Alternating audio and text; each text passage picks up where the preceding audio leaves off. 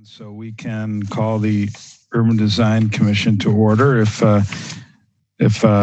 Janine would note the roll. First item on our agenda here is the approval of our July 1st meeting that we all can't soon forget. Okay, so raise your virtual hand. Did you want me to run through the instructions first? Oh, I forgot there's instructions. Well, let's just go ahead and approve the minutes, and then you'll be up next. Yep. Okay, is there a motion to approve the minutes? Okay, Lois. Let's see, seconded by, looking for another hand. Oh, by Craig, got it. Okay. So by unanimous consent, the minutes are approved. Stefan, why don't you go ahead and recap the instructions for this evening?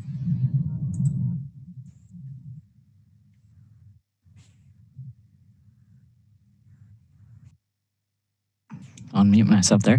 All right, welcome to our virtual meeting. If you lose connection at any point during the meeting, you can reconnect by clicking the link or calling the number in your original email.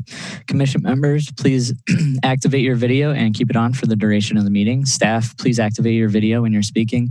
The chair, clerk, and tech facilitator are responsible for muting and unmuting commission members. Please utilize the raise hand feature when you'd like to be recognized to speak, ask questions, or request a roll call vote. During any roll call, all panelists will be unmuted briefly. Staff, please use the raise hand feature when you're asked a question. The chair will do their best to call on committee members in the order in which hands are raised. Lowering your hand will take you out of the queue. Members of the public who have registered to speak, the name you entered in Zoom must match the name you entered in registration. You will remain muted until called upon. The clerk will tell you when your time is up. After speaking, a member of the body may ask you a question. If you need to share documentation, please send it to the email listed on today's agenda. Chair Goodhart, the floor is back to you. Okay, next item on the agenda is public comment. I glanced through the registrants and I didn't see anybody registered for public comment, so we can move on to disclosures and recusals. Are there any disclosures or recusals that we should be aware of tonight? I'm recusing myself from number 9. Okay. Number 9, Janine, if you would note that, thank you. Next up is the Secretary's report and agenda overview. Janine. Thank you, Chair. I guess I'd like to start by reminding all of the applicants when you're presenting, if this is your second or third time presenting, please focus on what has changed since you last presented when you speak with the Commission. Secondly, I'd like to remind the public that the Urban Design Commission is focused on the building and site design. Other items might be more prevalent for Plan Commission or Common Council, so please keep your comments to focused on design. This evening's agenda has 13 items on it. The first item is a report of the facade grant team for 210 South Dickinson Street. This item is being recommended for consent. Staff is available to answer questions if the Commission has questions. Item number 2 is 4708 Creekwood Lane. It's a minor alteration to an approved development. There's a staff report in your packet. Item number 3 is 4101 Commercial Avenue. This is a comprehensive design. This item is recommended for consent. Item number 4 is 1422 Northport Drive. It's a signage exception. This one is also recommended for consent. Item number 5 is 4402 East Washington. This is another comprehensive design review application. The zoning administrator, Matt Tucker, is available to speak on that matter, and I believe the design team is also here to speak on that. Item number 6 is 5101 and 5027 Tradewinds Parkway. It's new construction in Urban Design District number 1. There's a staff report in the packet. Item number 7, 8355 Mansion Hill Avenue. This is the comprehensive design review for the signage package. There's a zoning staff report in the packet, and Matt Tucker is also available to speak on that item. Item number 8 is tied to the previous item. This is the development for the site and the building at 8355 Mansion Hill Avenue. This item did come before the Urban Design Commission on July 1st. They received initial approval. They went to the Plan Commission on Monday evening and received approval from the Plan Commission. Now they are back this evening requesting final approval. Item number 9 is 6003, 6019, and 6035, 6015 Gemini Drive. This is a planned development. The Urban Design Commission received an informational presentation on May 27th. If it receives initial approval this evening, it will go to the Plan Commission on August 10th and then Common Council on September 1st. Item number 10 is 7213 Mineral Point Road. It's a new development. The Urban Design Commission granted initial approval on May 27th. The Plan Commission granted approval on June 8th. Now they are coming back to the Urban Design Commission for final approval. This one is being recommended for consent. Item number 11 is 133 East Lakeside Street, a new 4-story mixed-use building in Urban Design District number 1. The Urban Design Commission received an informational presentation on May 27th. And if you receive initial approval, it would go to the Plan Commission on August 10th and then Common Council on September 1st. The last 2 items are related. Item number 12 is 920 East Main Street. It's an informational presentation for a new development in Urban Design District number 8. Then the last item is a text amendment for Urban Design District number 8 for Block 13B. And staff does have some more information to share on that when we get to that item.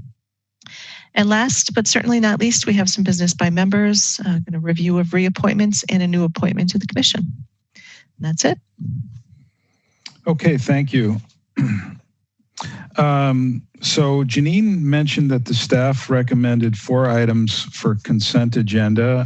There may be more nominations for that by the commission, but I guess I'd like to see a motion for any consent items that the commission feels is worthy of consent approval. Okay, Tom?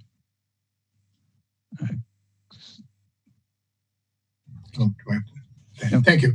I would move that the 4 consent items, 1, 3, 4, and 10 be moved by consent. Okay. And is that a second then, Craig? Yep. Okay. Any further discussion on that motion? Okay. What was the third number? So it was items number 1, 3, 4, and 10.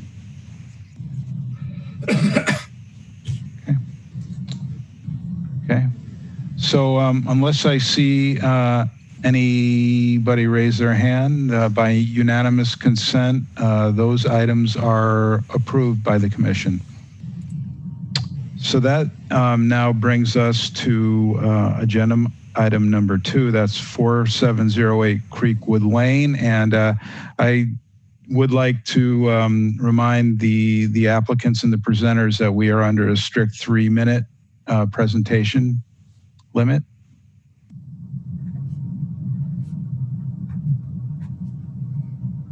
Okay, I believe the first registrant is Nick Patterson. Nick, you should be unmuted.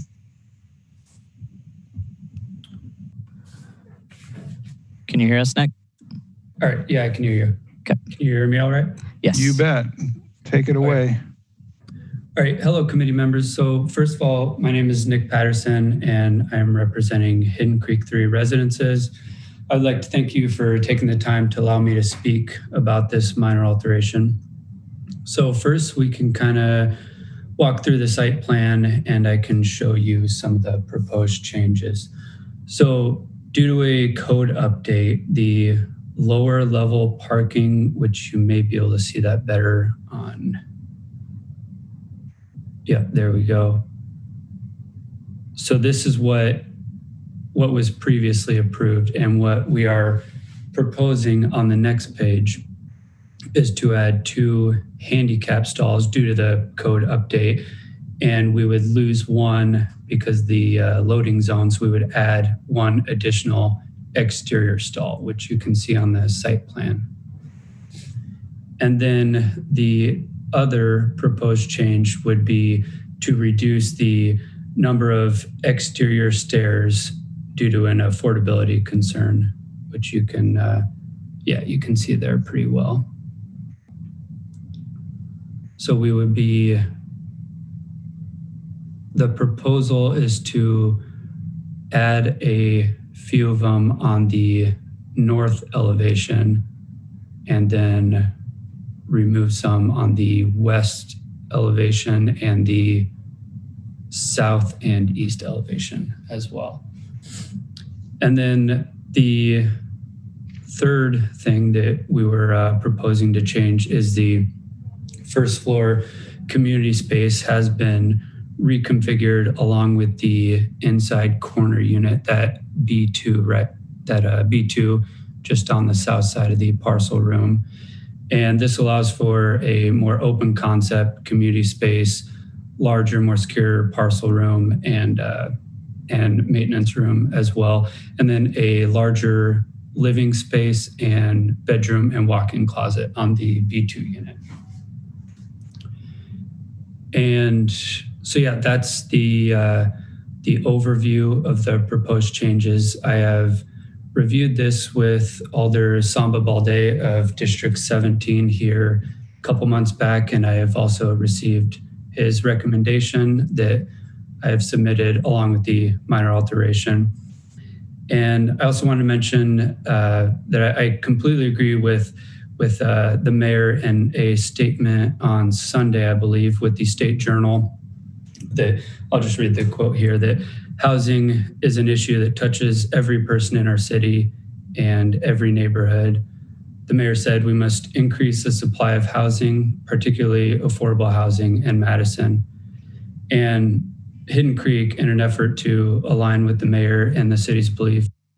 Okay, thank you very much. That is, the time is up for that item. Are there any other applicants on this item?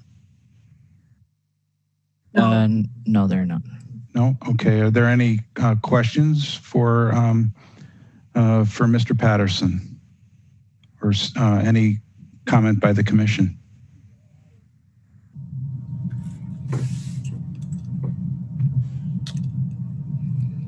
Yes, Christian.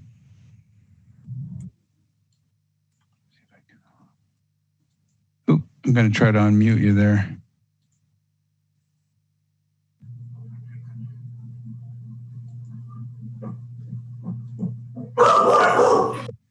Sorry, Stefan, I'm looking, it's giving me an ask to unmute. So he's unmuted. Okay, yep, we can hear you. Go ahead. All right. This doesn't have anything per se to reference the changes in the entryways and stuff, but I thought it was worth bringing up. It's not a big deal, but I was looking at the original proposal for this, and I noticed on this new one that you had made some mostly nice landscaping changes from the original one, but I noticed that those new landscape drawings, all the parking lot islands and the tree and shrub beds around the building were all noted now to be, mulched with washed stone. The original proposal, all of them were mulched beds. And I guess my question is, did you not follow through on the bark mulch in the original plantings? And the wash stones indicated on this one are in keeping with that? Or are you switching horses in midstream? What's going on with that? Before we ask Mr. Patterson to reply, would that be an enforcement issue versus what is before us tonight, Janine?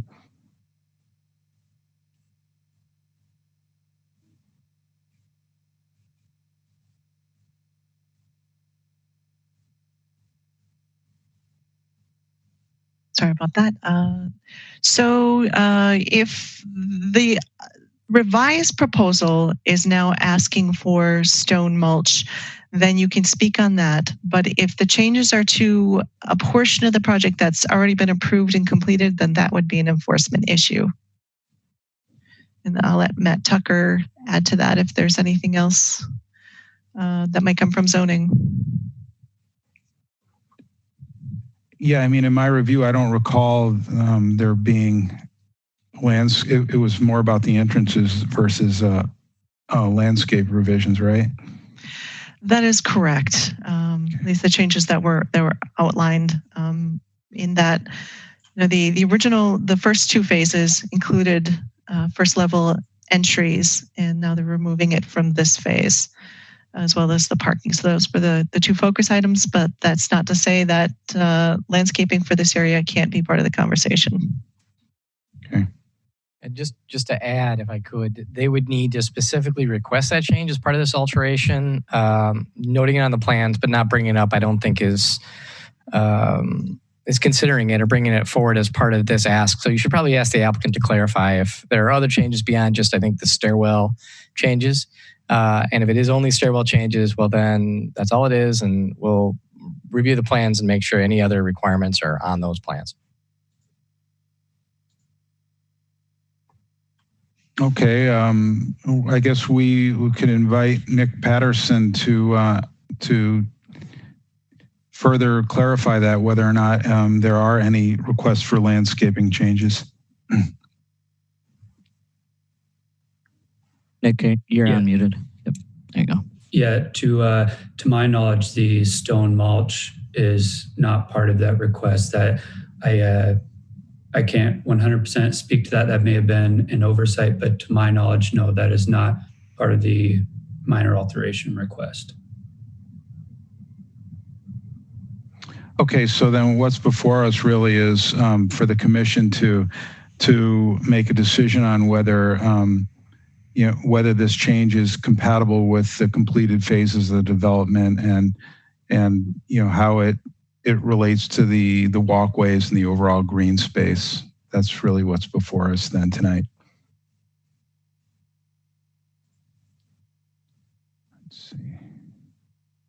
Let's see, Matt, you had your hand up, I guess you already spoke on that. Is there any discussion or questions? Or would you like to see some additional drawings or some different exhibits? Craig?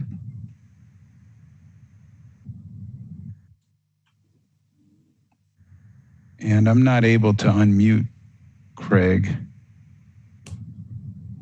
Craig, you should have a prompt on your end. There we go. Thank you. So if there's no other comments, and I see Tom just raised his hand, so maybe I'm a little premature here, but otherwise I would make a recommendation that the changes are acceptable based on what the modifications are to green space and exteriors. Okay. Before I ask for a motion, Tom, is that a second? No, actually, when you brought up the issue of additional drawings, I had a very hard time discerning what change removing the stairs actually made from those two-dimensional elevations.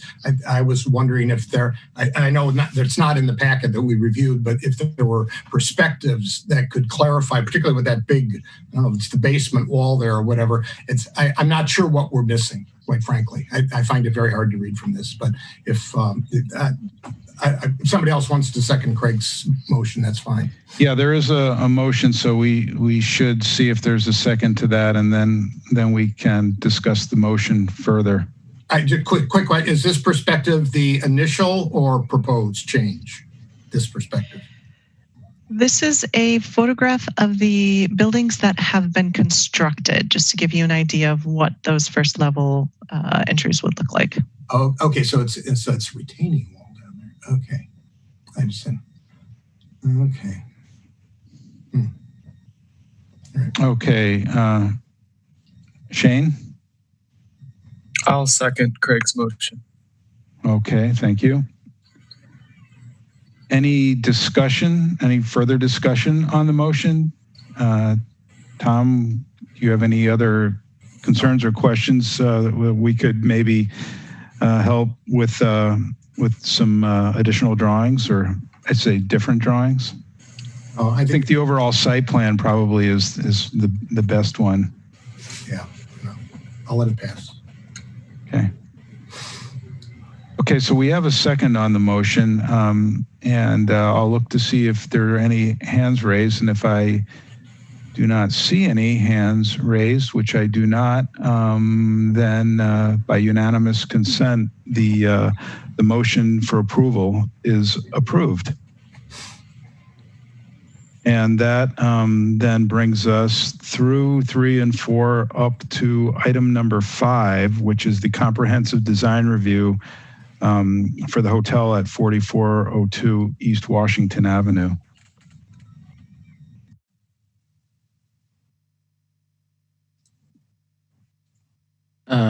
So it looks like we have Andy Inman first, and then Eric Sandy. Andy, you should have a prompt to unmute yourself. Eric, it looks like you're already unmuted. I'm not sure if you guys want to present all at the same time, or who wants to go first. Yeah, Stefan, this is Eric Sandy. I will present first on behalf of our central group. Okay, whenever you're ready. Is it possible to have the zoning administrator speak first? Well, of course it is. I'm sorry, Matt, I didn't notice your hand up there initially. Yeah, go ahead. Mr. Inman, Matt Tucker's going to just brief us on this a little bit, and then that'll be your turn. Thank you. Okay, so in the interest of time, I'm just gonna see if the commission wants to handle this the way we've kind of handled some of these in the past. Generally, what the commission has asked us to do is just kind of focus in on the particular signage that the staff has identified that's in question, and to kind of put just those items on the table for you. And then if the commission wants to talk about any other items that they may have concerns or that the staff didn't bring anything up on, that can be brought up. But it seems much more efficient, and we've been doing this in the past, where I can just basically introduce and show these to the commission. These in this case, it's just 2 signs that are being requested that we're talking about. We want the commission to focus in on, and then allow the applicant, of course, to speak and make their presentation in their time. So would you like me to do that? Yeah, I sure would. Okay. All right. So in order to do this, could I screen share? Mm-hmm. Stefan, is that possible? Yes. Yep. Should be able to. Okay. I'm going to try and screen share this, and just let me know if you can see this when these graphics when they're up. Are you able to see them? I am not seeing it. All right. I'm going to try and screen share again. Hold on. I'll do it one more time. Here we go. Okay. You should be able to see them now. Okay. So this comprehensive design review involves a number of signs. Once again, the staff is comfortable with the balance of the project, but has identified a couple of signs that we do have some question about. And I'm just going to go down to those, starting with the ground sign. So the proposed ground sign exceeds the height allowance and the square footage allowance for the district, given the lanes of speed and the speed limit and the number of lanes of traffic. It's replacing this existing non-conforming sign, but our basic concerns outlined in the staff report relative to the case being made about size and height for that sign. And then moving on to the next one. It is the canopy sign, and this is a case where the canopy it can be used. The canopy fascia can be used for wall signage for the establishment, and in this case, there's a limitation. Basically, a maximum of 30% of the signable area is allowed to be used for sizing of the sign, which I believe is represented on the upper picture. And staff also believes that in this case, there has not been a sufficient argument made relative to the standards of approval to allow for a larger sign than would be otherwise permissible given the situation that this property is in. I'll also note that Chrissy Thiele, who has been working on this project, is also on the line here, and we might use her technical expertise should any other technical questions come up. And that's all I have. Excuse me. Thank you very much. And the report was very well done too. Thanks. Okay, Mr. Inman, then, if you would like to maybe focus on just those two that staff has concern with, we'd appreciate your comments. Yeah, if it's all right, can you unmute Eric Sandy and he can go first, and I will. Yeah, it looks like he is unmuted. Sounds good. Very good, Cliff. Thank you for that. And I'd like to thank Matt and his staff, including Christy and Meade, for all the work on this up until this point. We've been busy working on site since May 27th, and the project is coming together real nicely. We'll focus, as Matt suggested, just on the pylon sign that's getting replaced with the monument sign, and then on the internally lit channel letter sign that will go on the end of the portico share. So if you could go to page 6, please, Janine. That shows the existing dated pylon sign or outdated pylon sign, and the new monument sign that we'd like to replace that with. As Matt noted, we do exceed the height and width per the code. However, we are asking your consideration of the request as proposed based on the following criteria. First, that it supports the visual harmony of the building and the site. It fits well contextually. Second, it does not obstruct views of the adjacent properties or act as a traffic or vision hazard. Third, the removal of the existing pylon sign in and of itself is a huge improvement over what we have there. We are pursuing a ground-based sign as opposed to a pole sign because we feel it's more contemporary and then fits the neighborhood on the East Washington Avenue Business District site much better in that regard. We do acknowledge that we have roof signage that staff has supported from a distance that would serve both those going inbound and outbound on East Wash. But we do feel that this will be a useful wayfinding sign for local traffic right in the immediate vicinity. Janine, if you could go then to page 8, I will talk a little bit about the channel sign that's on the end of the portico share. So again, in this case, we appreciate Matt and staff's discussions and development on this to this point. However, we do again request the consideration of the slightly larger signage, channel letter signs rather, on the portico share. Again, similar to the ground sign, this does support visual harmony of the building, fits well contextually, and fits the scale and proportion well, we feel. The main reason that we really are a bit passionate about this is this really is the only south-facing sign that we have, and it serves as a significant wayfinding feature for the primary building signage for the hotel itself. There is nothing else that faces south.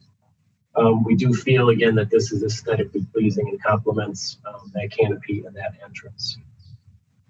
So with that, I'm a little bit short on time, but I'd open it up for any questions that the commission has. And then Andy Inman from our organization is available as well to speak in support, and Chuck Zimmerman from Capital City Signs is online with us today as well, who can answer questions. Thank you.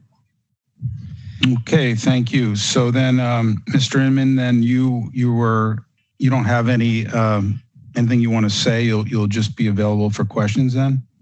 Yeah, I think Eric covered it all very well. So in the interest of time, we'll just kind of open it back up to the commission and answer any questions.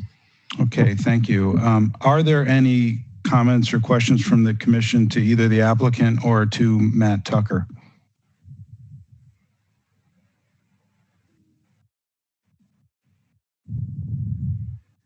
Tom. Yeah, thanks. Can you hear me? Yeah. Yes. Yes. Just on the porte cochere sign, maybe it's my eyesight, but I'm having trouble detecting the difference between the conforming version and the proposed version. Is there a mistake or is it's so subtle that I'm not sure why if that's the true scale of the two signs, the conforming is just as effective in my mind. And Tom, I believe that was noted in the staff report as well. Okay, sorry. So just to confirm, I mean, that is not a detraction to the property whatsoever or its visibility from East Washington. They both work fine. So just my comment. The other, then going to the pylon sign, is the new, it looks, yeah, okay. It is on a base of some sort that, one of the comments I saw is, well, you have to raise it up above the parked cars or nobody can see it. Can the sign be reduced in size but raised more than the whatever 2.5 feet or whatever that's proposed there as its base? Could that because I don't know that it needs to be bigger, it just needs to be visible. I'm wondering if that option was considered. I think maybe first I'd ask Matt if that's illegal or not before we ask the applicant. Okay, thank you. The short answer is yes, sure. But what happens is the maximum height of the sign, including the base, is where the regulation lies. But the broader question, and we kind of brought up in the staff report, is there really aren't any pictures of this sign as it's intended to be viewed from East Washington Avenue. Yeah. So you won't see it blocked by cars. And it could also slide forward on the site. There's a little bit of room if there was an interest to slide it forward. With a comprehensive design review, these are the things that we would need to see. Arguments or facts that are based to show that height increases or location increases or whatnot relate to how the sign is intended to be seen. So that's why I don't think we even have that view at our benefit right now to make an informed decision that an exception should be granted. Okay, thank you. Matt, this is Eric or Cliff. If I can maybe just address some of the questions that were presented. Sure. So, and then just focusing on the monument sign. So a couple of things. To Matt's point, that perspective that we have is through the parking lot. It is not from the street. That's correct. The site does sit up a little bit, as was noted in the staff report. So we do get some benefit there as well. And again, I think that Matt also noted that we can't top out the sign any further than it is. And the way that the sign format is set up, we can't really slide the logo up. But I think the main thing is again, we're looking to just maximize the view of that sign to the extent possible. And again, would request consideration that we are vastly improving in terms of scale and in terms of look and modernization in context, the look of that sign that's there. And I'm not sure if Amy has anything else to add to that, or Cliff, or Chuck from a constructability standpoint. I was going to add that as well, of trying to reutilize existing monument and rather than sliding it forward and creating some of that additional expense. And Tom, I think you're correct. They're both modest, and we did talk about that. But I think what we're trying to do when we came through with the facade review through UDC, part of that concept was building and improving the facade and trying to, while modest, take advantage of that signable area on the porte cochere, because that is the only south-facing sign. So I think in both cases, you're right. It's, from our perspective, it's modest, and we think that it's a benefit to have that 12-foot monument sign, and same with porte cochere to maximize that signable area. Given the fact this is a transient guest that is, wayfinding will be important to them. Okay, thank you. Let's see. Any other questions or comments? Oh, Shane. Yeah, I have two questions. The first is, do we have an actual drawing or view of a monument sign that does conform to compare this to? And then the second question is, I seem to recall that there was another building mounted sign that was non-conforming and proposed. Am I incorrect, or is there another building mounted sign that was larger than conforming? Yeah, that one. I'll let Matt jump in there. I think he could clarify that, Shane. Yes, there are a few signs here. Can you unmute Chrissy, and Chrissy can explain? You bet. She's got this thought. You should be unmuted, Chrissy. Hi, thank you. So I guess a lot of the signage that they're proposing is more than what the code would allow. The above roof signage that is found on the west and east side are larger than what the code allows, as well as the accessory signage. But in the staff report, we have noted that we feel comfortable with the request and how it's what they're asking for. I guess, is there something else that you wanted to know about the wall signage? No, that was all. I must have missed the part in the staff report that described your acceptance of the larger proposal. Thank you. Okay, so there's really two signs of concern by the staff, and I guess with the ground sign particularly, that we would have to make a finding that they did indeed provide the information, the views, and the argument that that the exception is approvable.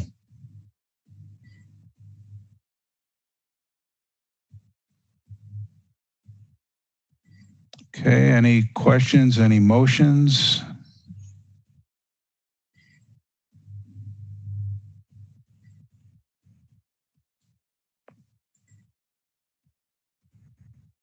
Craig.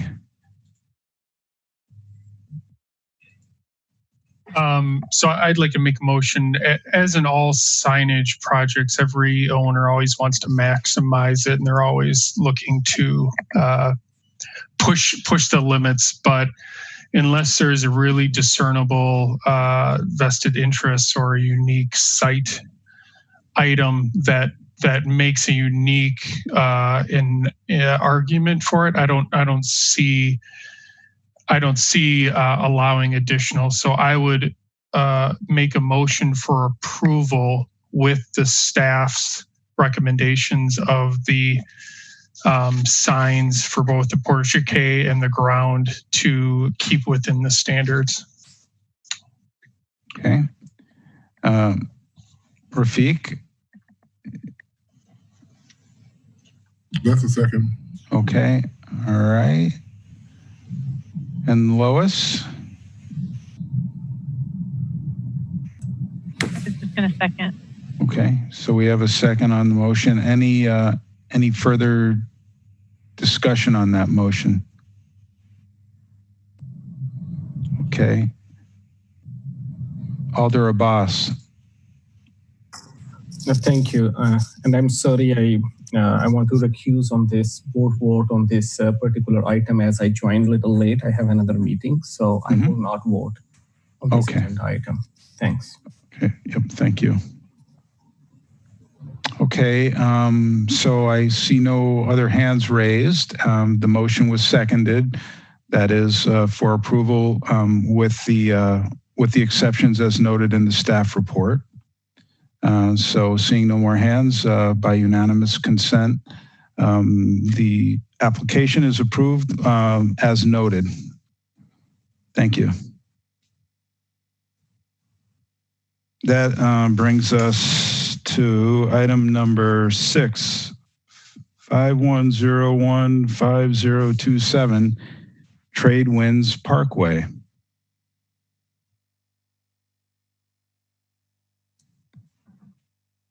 Is there a staff presentation, or are we going to public comment?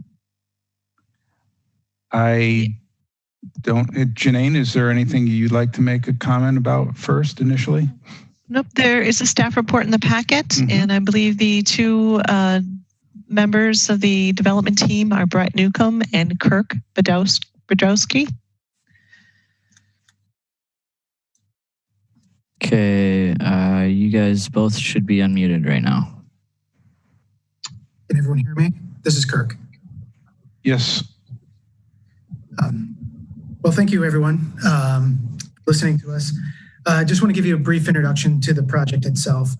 This is a new speculative building, single-story development for multi-tenant purposes. It's about 36,000 square feet. It's similar in scale and design as the building that you guys approved across the street. Same developer, same construction type, which is tilt-up concrete.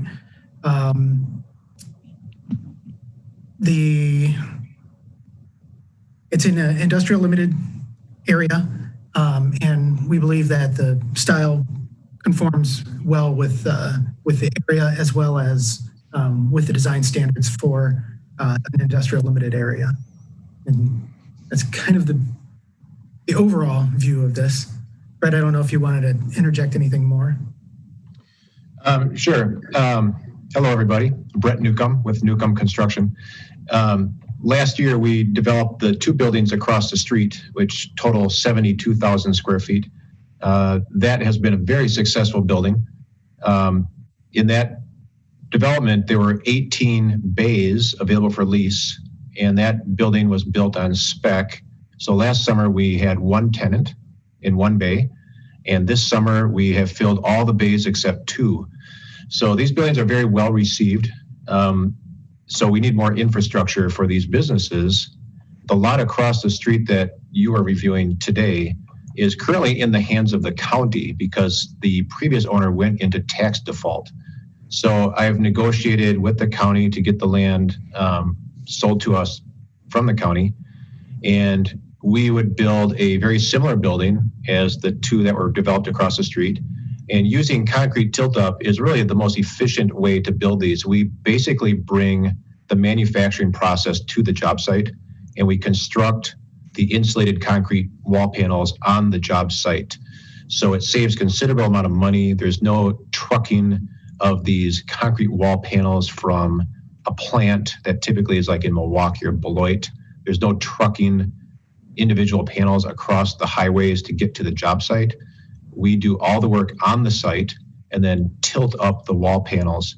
And we've been doing this since the early 90s. We have over 100 buildings constructed, including Fisker's headquarters in Middleton, the Black Hawk Church in Fitchburg, and Spectrum Brands in Middleton.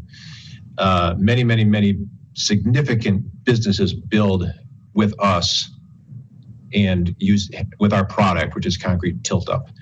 So this is an appropriate use. These buildings really are infrastructure buildings for businesses because these businesses really don't plan. When they need space, they just need space. So you got to build these things almost on spec and have them ready for when the businesses need to grow. Thank you. Okay, thank you. Are there any questions for Mr. Newcomb?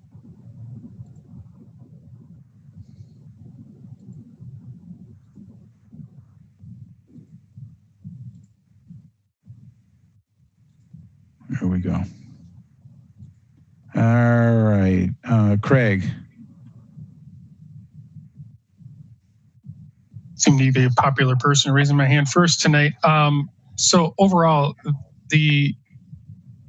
I think you're detailing around the exterior. I don't have any comments. I think it's pretty attractive the way you're doing the reveals, finishes, detailing, etc. For tilt up in an industrial type setting. So I really appreciate some of the thought you've put in, and I know some of this is already done before, but I think it's well done. The one comment I did see, I just wanted to ask was, in more of a commercial setting, and I know it's near the back and it's a little bit hidden, but is a cedar fence appropriate, or is there material that could be maybe a little bit more rugged or last a little bit longer? Just so, I mean, the rest of the building is going to last 50 years, no problem. But just making sure we don't have a dilapidated dumpster in the back. I think considering a more rugged material might help. Okay. If I'm still unmuted, Craig, I would agree with you 100%. And what we've done on many, many projects is the sides of those enclosures actually become concrete to match the building. And then we put on a regular swing gate on the front. Yeah, that would be great if you could do that. We can. Okay. Any other questions or comments?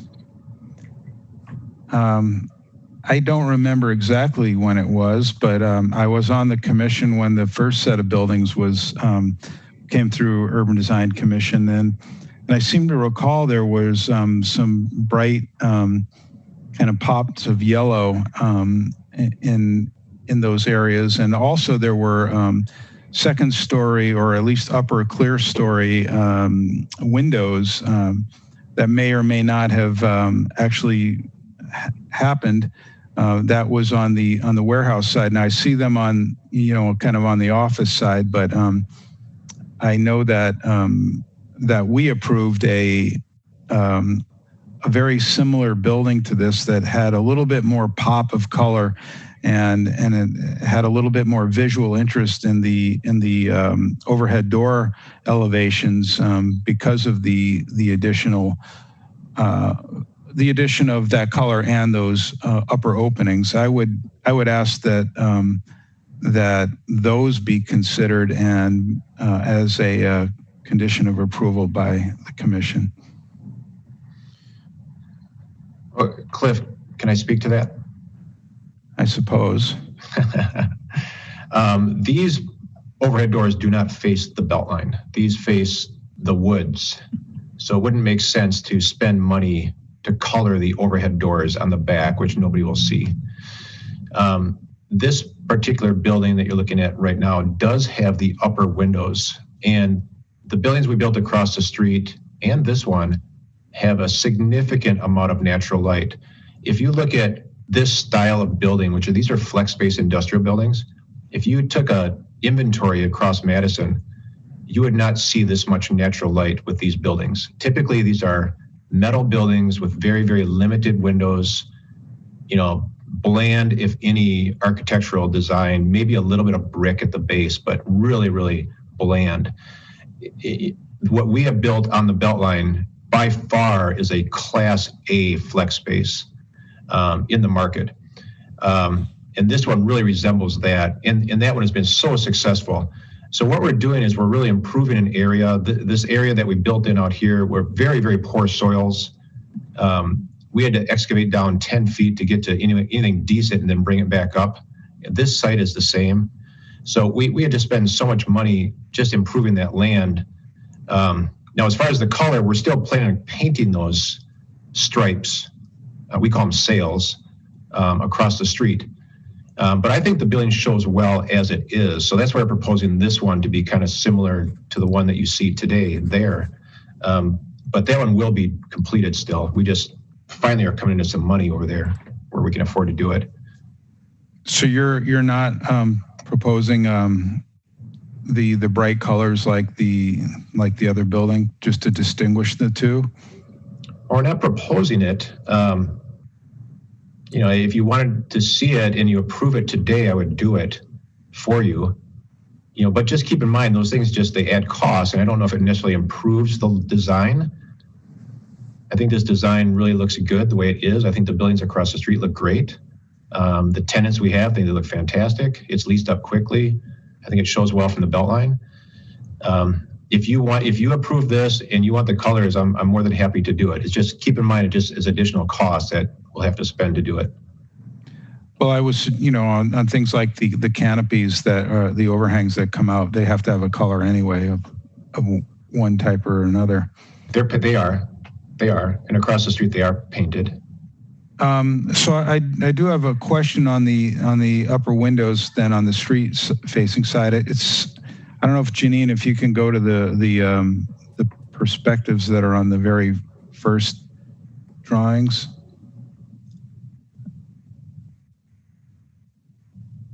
Yeah, I mean, so I mean, zooming in, I couldn't tell whether or not there were additional. Yeah. additional windows, upper windows. It looks like there are shown there, but not on the elevation drawings. So that's the wrong building. We're looking at the one across the other one. That one is the one we're trying to get. This is the one we're asking for approval on. Okay. And the reason that we didn't put them in on this building is because the way the tenants work is that becomes a storefront. And there are tenants in the building across the street where they have a showroom with a drop ceiling. So we found out quickly, based on the tenants that were coming to us, is that those windows don't make sense to put up there because they're hidden above the acoustical ceiling in the front. So we elected to put the windows at the back and plus the skylights. So they get natural light back into the warehouse where they can really use it, not hidden above a ceiling tile in the front. Okay, thank you. Christian, you had your hand raised. Yeah, I was just gonna double down on what you said. I had a memory of this with some bright colors on the building across the street that my recollection is everybody, favorably commented on those and how interesting they made it look compared to, let's face it, a fairly typical warehouse. So, Mr. Newcomb, do I understand you correctly that the two colors that are on the existing building are just different colors of concrete, and that the lighter one was meant to be painted at some point but just hasn't yet? And based on that, you're kind of pending on what's going to happen on the new building that you want to build? I'm a little confused on where'd the color go and what are your plans for it going forward? Could you clarify that a little bit for us?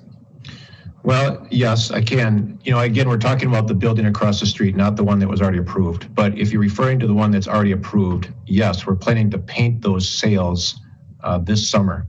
Now that we have a tenant mix and we have some money, we're going to be painting those. So if we move off of that onto the building that we're asking for approval, that building, we currently are not planning to paint those because we feel it looks good. It's really a sharp building. You have to keep in mind what these are. These are industrial flex space buildings. And in the marketplace, this is the best looking industrial flex space building in Madison, hands down.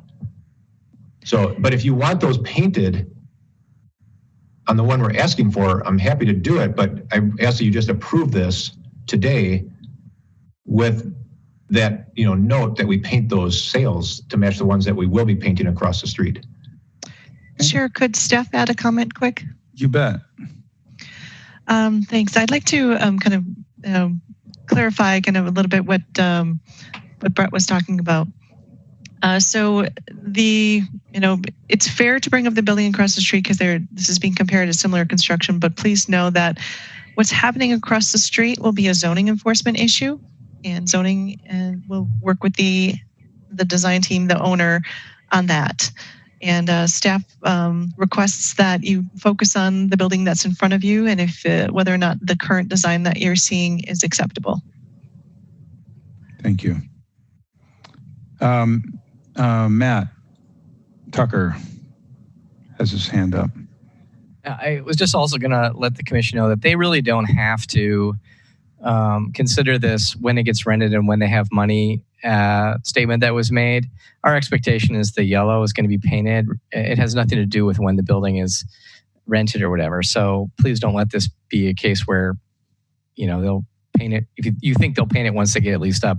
No, our expectation is it should have been painted. It will get painted. It sounds like, I think we might even have orders on it and they're going to resolve that. And similarly on this building, it's going to get painted regardless of whether the thing ever gets rented by anybody. That it will be required to comply with the design that the Urban Design Commission approves for a new development in an urban design district. Okay, thank you.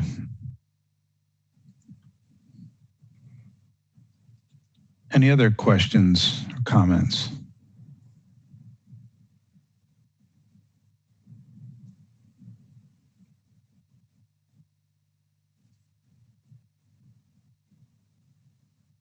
Okay.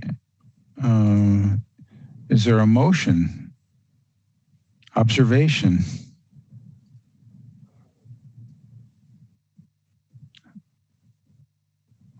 Is my microphone working? Oh, Lois. I'll make a motion for final approval. Okay. And Alder Abbas? Second. Okay.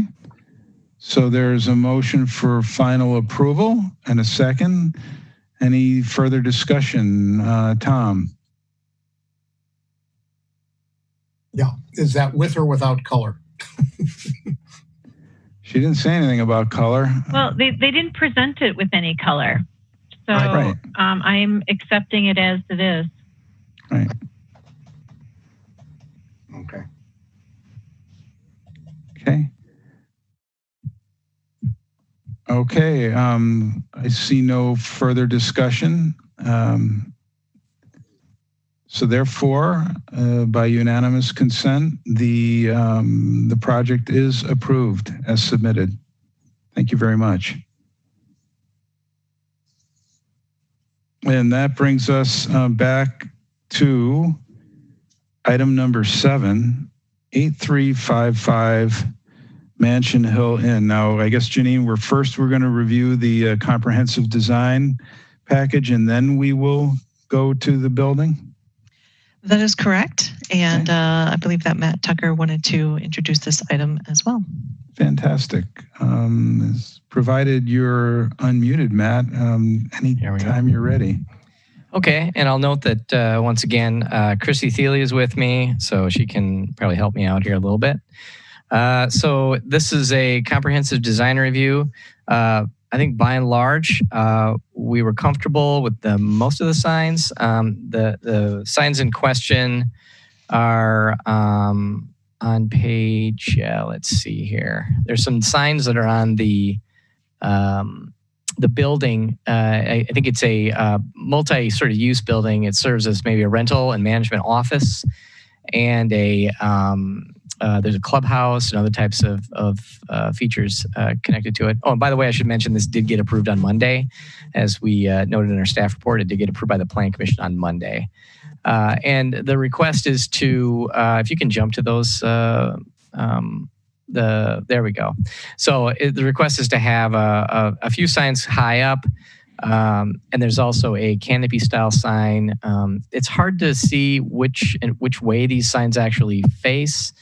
The two signs that are being requested are kind of facing the road to the south and the residential area or the residential development to the north that are high up.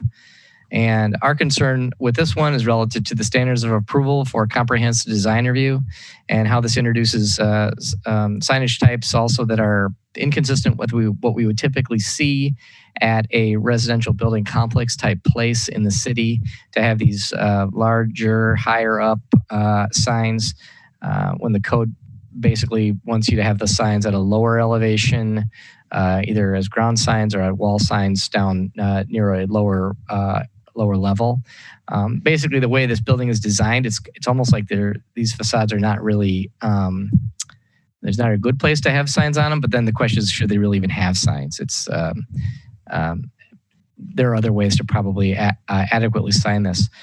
We don't have any problem with the ground signs, given the other factors that are at this site, or the sign that's proposed on the canopy, which is a sign that we typically see people put in to try and identify the entrance to the management or whatever kind of office type space that is part of these types of developments. Okay. Chrissy, do you have anything to add? Nope, I think Matt summarized it well. Okay, great. Thank you. All right. So I guess, Janine, we can ask the applicant if they'd like to say a few words before we open it up to the commission. All right. Looks like we have Matt Saltzberry, Evan Weiss, and Bob McGahu. You guys should have a prompt to unmute yourselves. Yeah, thank you. I'm going to turn it over to Bob. My name's Evan Weiss. I'm just a member of the project team, but he's going to walk you through what we would like to talk about. Okay. Yeah, thank you. So, and I think Matt will be, he's registered, but for, I guess, the final approval agenda item number 8, not this one. So agree with everything in the staff report. Appreciate the feedback and the presentation there, Matt. I think the intent for this clubhouse, it was a non-residential building sign or building identification.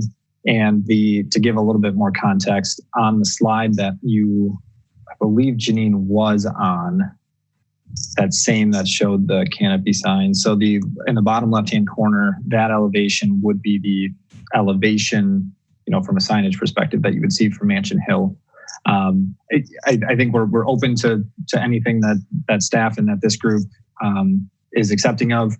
We typically have this tower signage as something that is more part of the architecture than it is for the truest intent of the signage. But definitely some component of signage, whether it be the identification sign up on the tower element or the canopy sign, we do feel is critical just for that wayfinding of being able to identify the kind of front door of the kind of public leasing operation. So that being said, I think we're accepting of, kind of the way that it's categorized. And I believe, if I'm reading the report correctly, that the staff's preference would be to not have the wordage springs on the tower, but that the canopy sign would stay. And I believe that's acceptable to us. Okay. Great, thank you. Okay, so are there any questions or comments by either the applicant or the staff?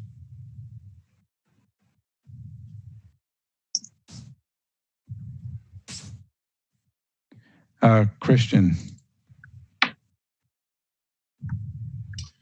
Yeah, I am glad to hear that they are accepting of going to the one sign. The 3 on there definitely seemed like overkill. I think the residents of this development are going to know where it is and don't need a thing that says Springs, as opposed to, it seems like possibly Clubhouse. they know what development they're in. So that's good. But I would also point out that the sign on the retaining wall that's behind the pond, just looking at the placement of that, and then looking at the landscape plan as it is submitted, you have plants specified out in front of that that are going to pretty much block the view of that sign on that wall. So I'll leave that up to you to figure that out. But there's definitely a mismatch there on your landscape plans and your placement of the sign on the retaining wall. Okay, well, and the next agenda item, we'll have one more kick at the landscape plan. So we may want to keep that in mind. Okay. Any other questions, comments? Tom. I'd move approval of the signage package, allowing the canopy sign, but disallowing the 2 tower signs. Okay, thank you. Is that a second, Craig? Can't see you, so I'll have to ask you to unmute. Yes, that's a second. Thank you. Okay, thank you. Any discussion on that motion for approval? Okay. All right, seeing no other hands raised, by unanimous consent, the signage application is approved with the sign on the tower not being allowed. Okay, thank you. But don't go away, because we would like to hear about the building complex as well for item number 8. And particularly what you have changed based on our comments since the last time we spoke. The development team that's registered that is wishing to speak includes Brian Munson and Bob McGagey. Okay. Thank you, Brian Munson. Glad to be back to talk tonight about the second portion of this item. And I'll just kind of give a brief overview. Since we were last at UDC and received initial approval, we did move on to Plan Commission, as was noted, and had a conversation about the building types, the layout, the wall, all the components I think that we've talked on with urban design.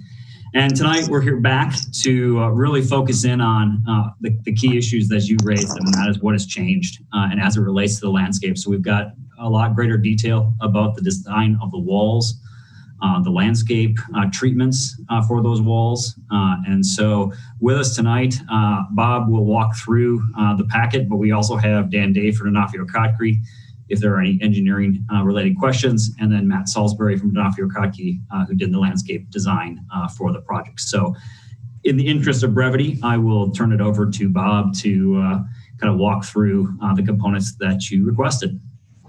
Great, thanks, Brian. Bob, you should have a prompt to unmute yourself. There you go. Perfect. Thank you. So I think we can flip, again, in the interest of brevity, you can flip to page 3. We'll go through. So just, this one. So just a couple of quick, where we've been, taking some of the very specific feedback we've worked with you guys from informational, working with staff, all the way up into where we are now. You can then jump right to 6. We do have all of this other information that was submitted and that we've kind of put together over the life of this project if we want to flip back to them for reference. But as directed at the previous meeting with this group, we focused in on the retaining wall and the landscaping. And so in an effort to live up to some of the suggestions about having the smaller incremental terraces to soften the wall, but perhaps with some green relief, we are presenting these terraced concepts at all the touch points. So rather than, look at how do we, do the same treatment across the entire site, anywhere where we have specific pedestrian traffic or public, which would be on kind of the periphery of the community along Mansion Hill, Micah, and then specific to that kind of central spine that we have through this northern lot, which is where most of the terracing and retaining walls exist. So what we are proposing is this series of terracing where we break down that human scale, where in all of these areas that are highly trafficked, we'll have a smaller portion of the wall that will create a landscaping bed, and then the full height of the wall won't be experienced at those areas. And so the areas that do have that kind of full height with no horizontal relief, we've then proposed to cover them in ivy and utilize the plantings to make sure that it's a softer feel. And those areas are going to be predominantly at the parking areas where it's not going to be as focused with the residents. You can go to the next slide. So the previous slide and this slide are taken at kind of the heart of the northern parcel and where that central spine is. And you can kind of see we've broken up that retaining wall, and we've got the ivy, and this is specific to the species that we were calling out. Obviously, there's some conceptual nature to it, but this is what we fully intend for this to resemble in its final form. You can go to the next slide. And then we did a shot from Micah also showing, so this would be the terraced at one of those touch points where along Micah, we don't want to have that full height of wall. So we've broken that down, and again, with the tree species there, that is what is fully intended to look. And then the last slide, the next slide, we do have the specifics remaining in here if we want to touch on the specific 4 construction level detailed plans, but probably want to talk specifically on slide 6 or 7, and we're here to answer questions, but we have taken all the direction from this group and everybody else. I think we've come up with a really good solution and open to questions and comments. Okay, thank you. All right. Are there any questions or comments by the commission?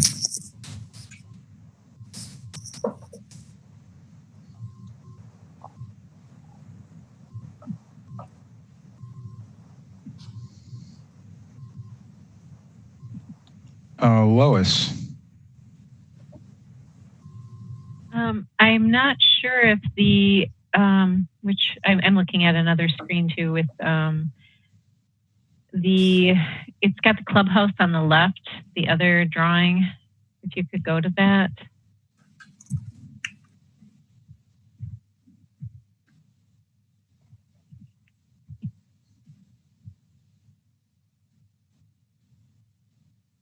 There it is. So one other place I would like to see more of the green is if you were to zoom in on that wall in the distance. You'll see a white car, back there. I think that that whole experience of the stairs and the green is a little stark there with that backdrop of the retaining wall. And right, exactly. I think I'd like to see a little bit more tall green coverage over there if possible. Am I able to respond as the applicant? Mm-hmm. So yes. This specific rendering, we apologize. This was one that we missed that detail. The slide 6 and 7, it is intended. This actually was not updated. So specifically where that white car is, that would not be a full height. You would see that terrace down because that's where the stair is. And then to the walls, not specifically to where the stair, where that white car is, but probably to the left where beneath the brick, those should be shown as covered in ID, much like 6 and 7. This was a rendering that we didn't quite catch that was showing in the background. Okay, thank you. So Lois, just to clarify, it was more about the covering the wall than terracing it? Well, there at the stair, it's terraced, correct? Right. And then where the white car is, it is not terraced. Yeah. And I think it's where the white car is, the tall wall. And your request is for the vine or the planting. Okay. Mm-hmm. All right. And that's actually the wall that was shown in the other view. Is, as Bob said, just updating the graphics. The drawings didn't catch up. Mm-hmm. Okay. Yep. Thank you. Shane, you had your hand raised. There we go. Yep, I have a few comments. There's a handful of species selected for those climbing vines up the walls. Most of them I like. There was one, though, that I think you should maybe revisit, and that was the Euonymus fortunei, which can tend to be invasive, specifically on like the East Coast, but it is showing up on invasive lists closer and closer to Wisconsin. So I think maybe you should swap out that species or increase the use of the other two climbing vines I believe you had listed. Another just landscape item was in some of the parking lot islands or bump outs. I saw that you had trees in them, but I didn't notice ground cover material, landscape material plants in those islands, and just making sure that those are planted and not just mulch. Let's see. I think I still have some concerns with the overall height of the walls, and I think in the exhibit, the wall height exhibit I saw submitted, we still saw heights of 16 feet, 13 feet, and most of those were around the less public spaces, I acknowledge. But I think the wall that Lois was just looking at or pointed out would still benefit from breaking up that mass. I like what you did kind of inside of that space, in the way there's sort of this promenade that comes around. But I think there's still some pretty tall walls, and especially when you pair that with the the material that you're proposing. So it looks like you haven't changed the wall material, the block itself.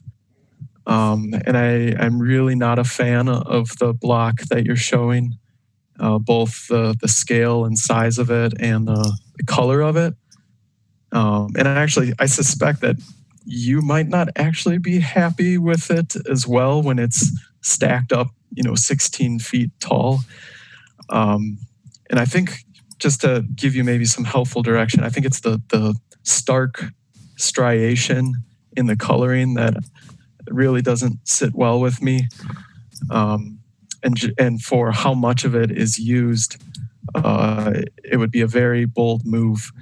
And I don't think it's the right material yet. So I think that mostly covers my question. Oh, and the stormwater ponds still are kind of rigid in form.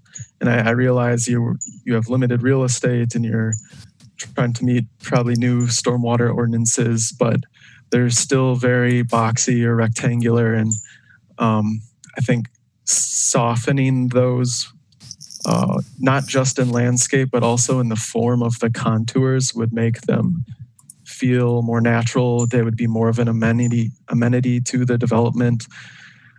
So I think that covers all my comments. Thank you.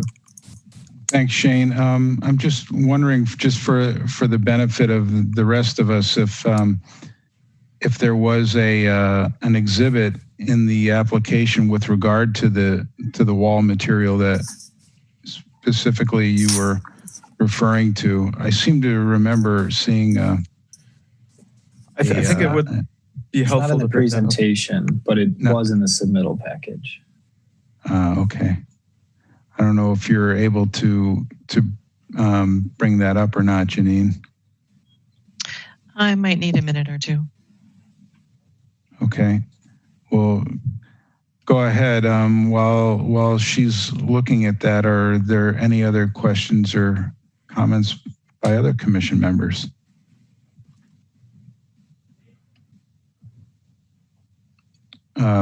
Christian, are you satisfied with now you see the the landscape plan in context of the signage that's going to work out okay?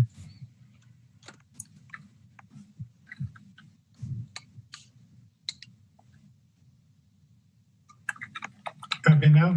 Mm-hmm. Okay.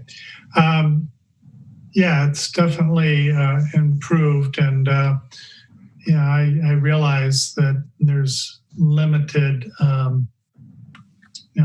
choices to use as ivies to cover walls like that in this climate, but the ones that they selected will definitely do the job.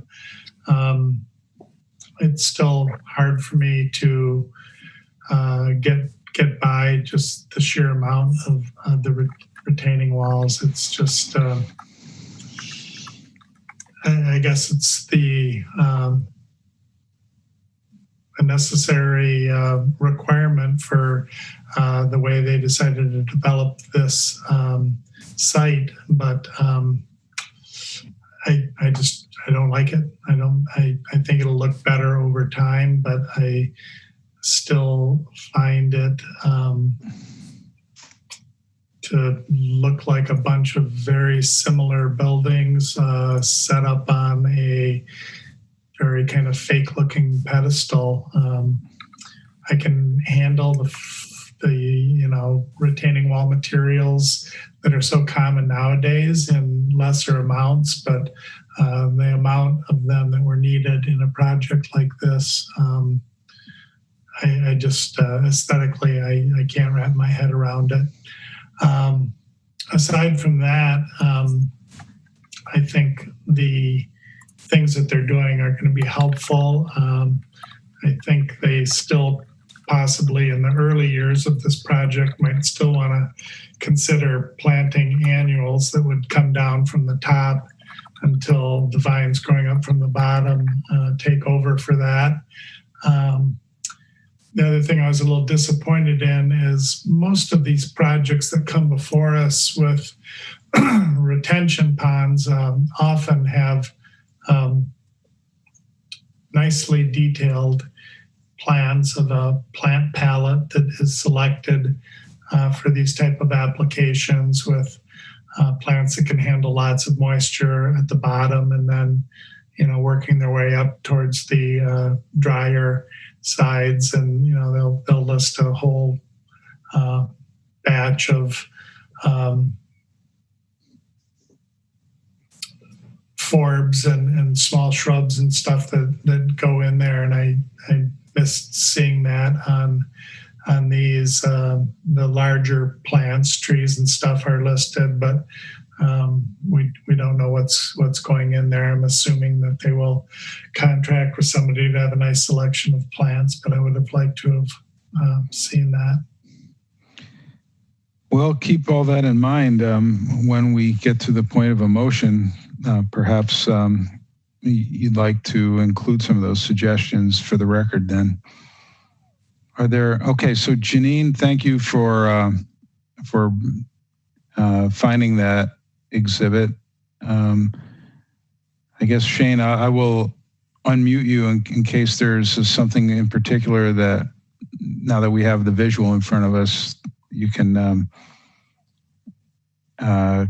point out what your concerns are. Sure. So I think to start just before color, I would say that a larger unit, given the scale of most of these walls, would still help, as I mentioned in the previous UDC meeting. I have a particular objection to the colors of the images on screen, and just kind of the contrast of the very fake looking dark stripes against the orangey beige. So it looks like actually that image might be a different color selection than what you're proposing.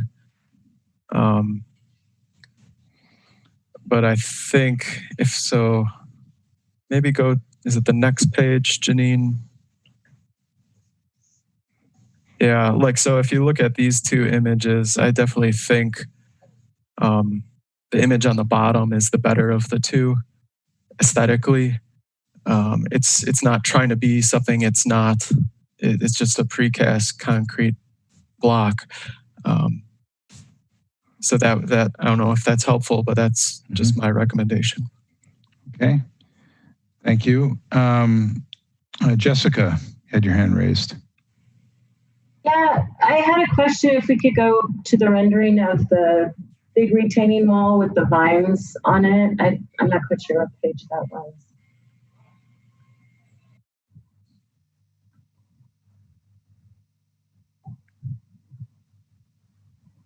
One question I had was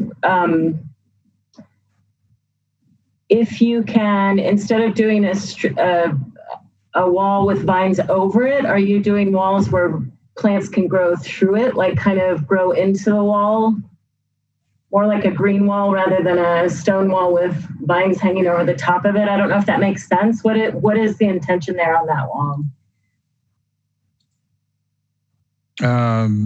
We can unmute our applicant. And Bob, do you want to tackle that one? And we also have Matt Salisbury here from Denofkaki, who did the landscape architecture. Yeah, I can tackle that. I was already starting into it. I just didn't hit unmute the second time. The intent is for it to climb on the wall. I think, one of the things that we're very conscientious of, you saw the image that was included here where Shane astutely pointed out that is not the color we're going with. That's from a project that we did in Michigan. Having significant experience with this wall in a lot of the municipalities across the country that we've done, we keep longevity in mind. And so although we've been told by the manufacturers and even from our landscape architects that we have nothing to worry about, we are hesitant to select species that will be, I hate to use the word invasive, but get really into the block. So we're focused on trying to have species that will attach to the surface just to make sure that we're not even risking any type of long-term maintenance integrity of these walls. So the intent is for a surface ivy at this point. Okay. Thanks. I had another question. I'm not one to talk about lawn maintenance because I do nothing with my lawn, but I did have a question. When you're at the top of a retaining wall that looks like it's, I don't know, maybe 7 or 8 feet, but then there's grass on top of it and then a metal fence coming down. How is that little strip of grass right at the top maintained? Do people walk along there, and what's the safety, or is that an issue? I just wonder, like, it's kind of an unusual combination to have a high retaining wall and then a metal fence and then planting in front of it, how you maintain the ground cover throughout that.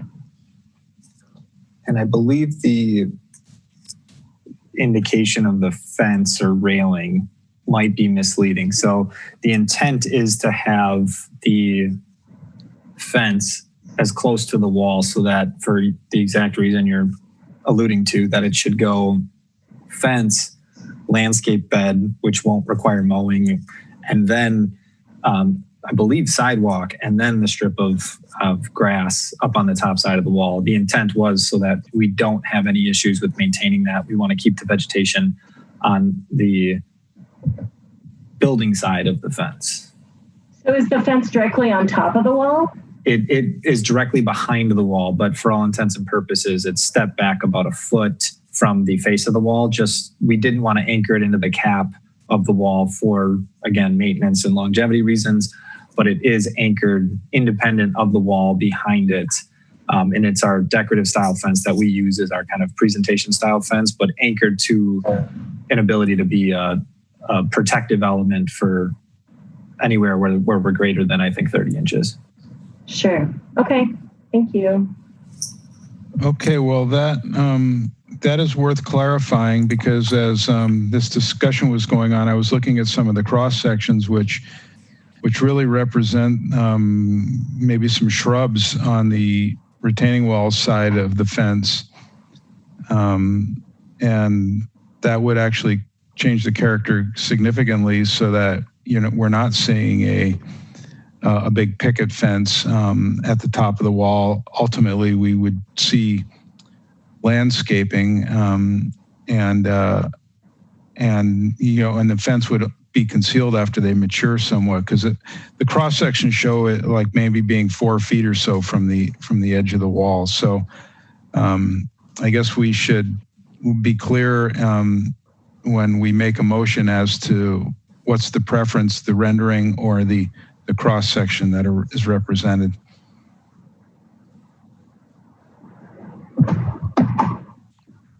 Okay, any other questions or comments?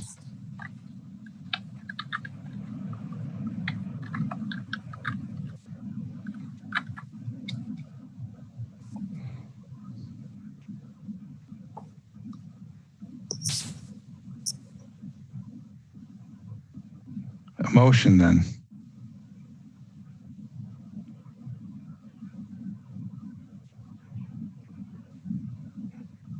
Do I have to remind you how late we were up the last time? I'll go ahead and make a motion.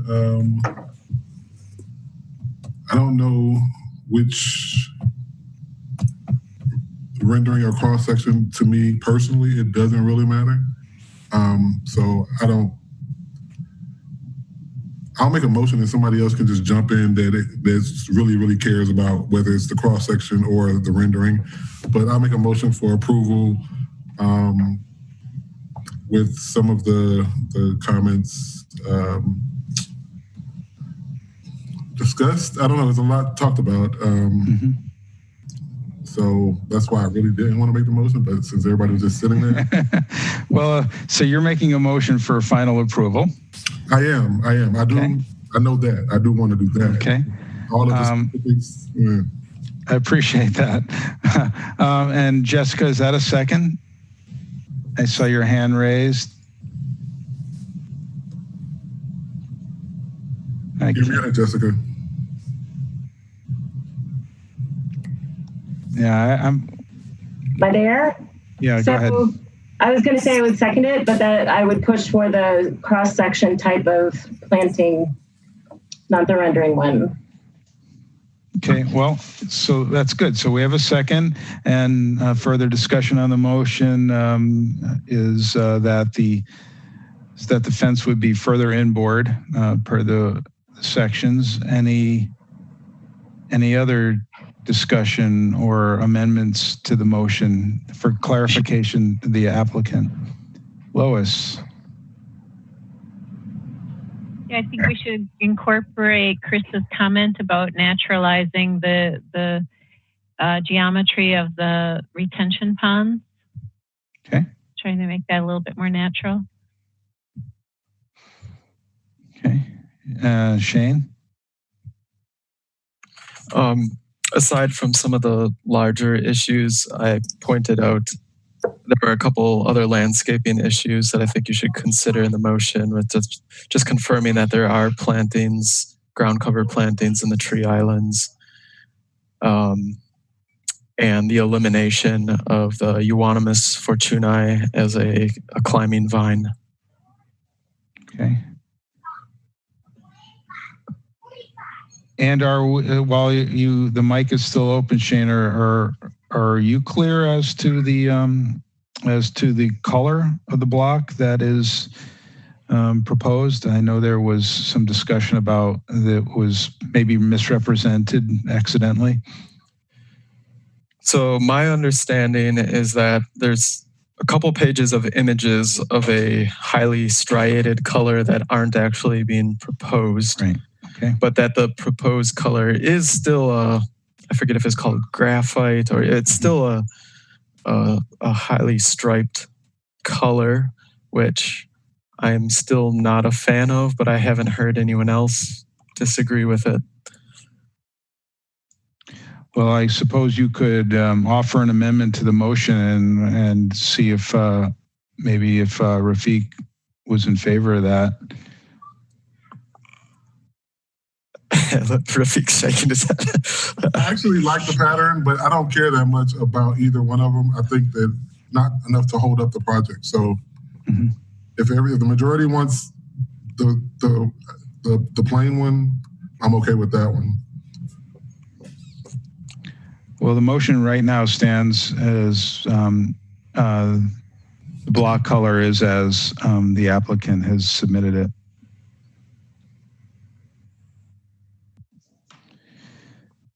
Okay.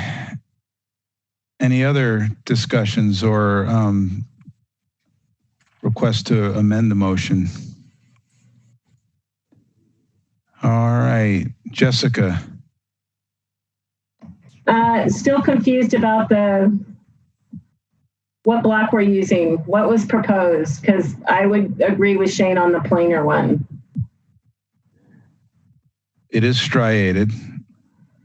I don't know if Janine, you're able to go back to that image. I think it was toward the end of the official submittal. Here we go.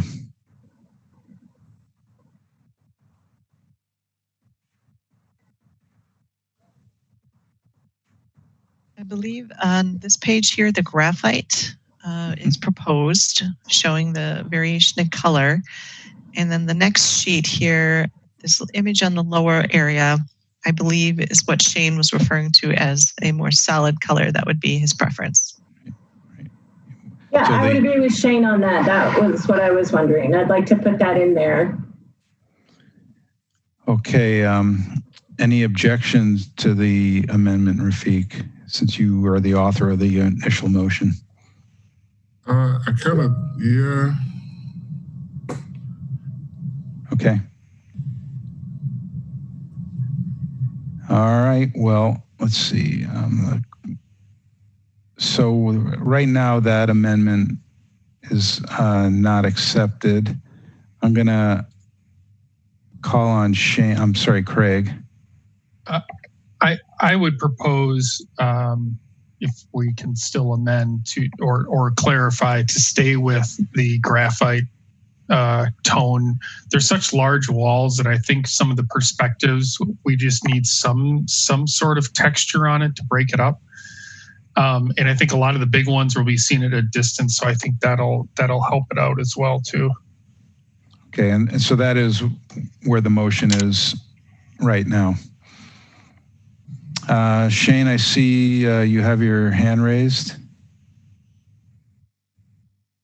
Yeah, I was just, again, trying to clarify. I think in my viewpoint, it's really hard to decide what color is right based on the scale of these walls. And the only image we really have to go on is this one on screen. I think that while this might be okay from Pleasant View Road or, a couple 100 feet away, and actually maybe nice, I don't think it's going to be as nice in person or up close. And there's going to be a lot of walls in person and up close. So I'm still struggling with this as a material myself, and because it's hard to picture any of these colors in that amount of quantity. I think it's the quantity more so than the color, personally. Okay. Correct me if I'm wrong, the majority of these walls, I don't even want to say the majority, but a large portion of these walls will be vegetated, and then we have the terrace with the vegetation in front of it. So it will break it up some significantly. So it wouldn't be just wall. Yeah, over time especially, and particularly when the leaves are growing. Okay. All right, so we've got a motion. It was seconded. There was a number of amendments made to the motion. And I trust Janine and Julie, you've successfully recorded those. Any further discussion on the motion? Looking for any additional hands before I declare it approved by unanimous consent. Shane? I don't approve. I don't vote yes. Got it. Okay. Okay. Therefore, Janine, it's not unanimous, so I will ask for a roll call vote, please. Commissioner Deschamps? Approve. Commissioner Harper? Approve? Nay. No. Okay. No. Thank you. Commissioner Brownotto? Yes. Commissioner Clare? Yeah.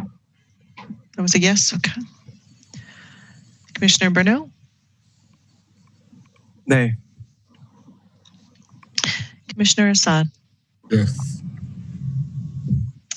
Commissioner Abbas? I'm fine with being a commissioner. Alder Abbas, excuse me. That's all right. Mere mortal. I approve. Commissioner Weisensell? Yes. The yes has it. Okay, thank you very much. The project is approved with those conditions. And we're going to move then past, oh, I'm sorry, no, we're on 9. We're on item number 9, which is Gemini Drive.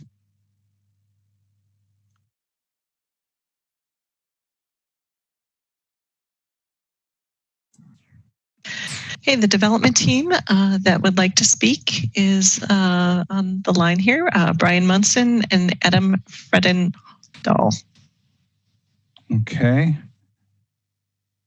All right. Well, thank you.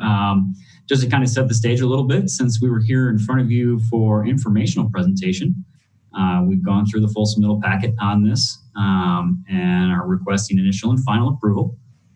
This project completes the town center, and we're excited to do that in an urban form and really help bring some activity and vibrancy to the town center with this last piece. It's only been, 18 years. So it's good to see this one finally come home.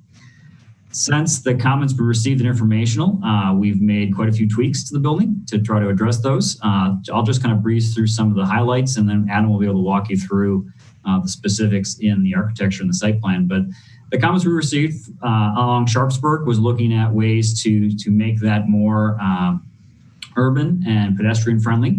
So we've opened up first floor walk-ups to all the units that face out, almost all the units that face out to Sharpsburg, with individual entrances, again, giving that kind of penetration of the street all the way into the building. The next was the covered plaza area under the building and wanting to see more details on how that could be enhanced. And so we've done quite a bit of work as to how that will be activated and used by the retail uses and some of the resident uses there too. So we've got details on that.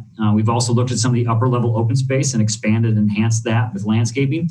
And then finally, as I mentioned, landscaping, while I'm touching on that, is you have a full landscape plan that addresses the question about how some of the softer areas will be treated. And so that is here as well.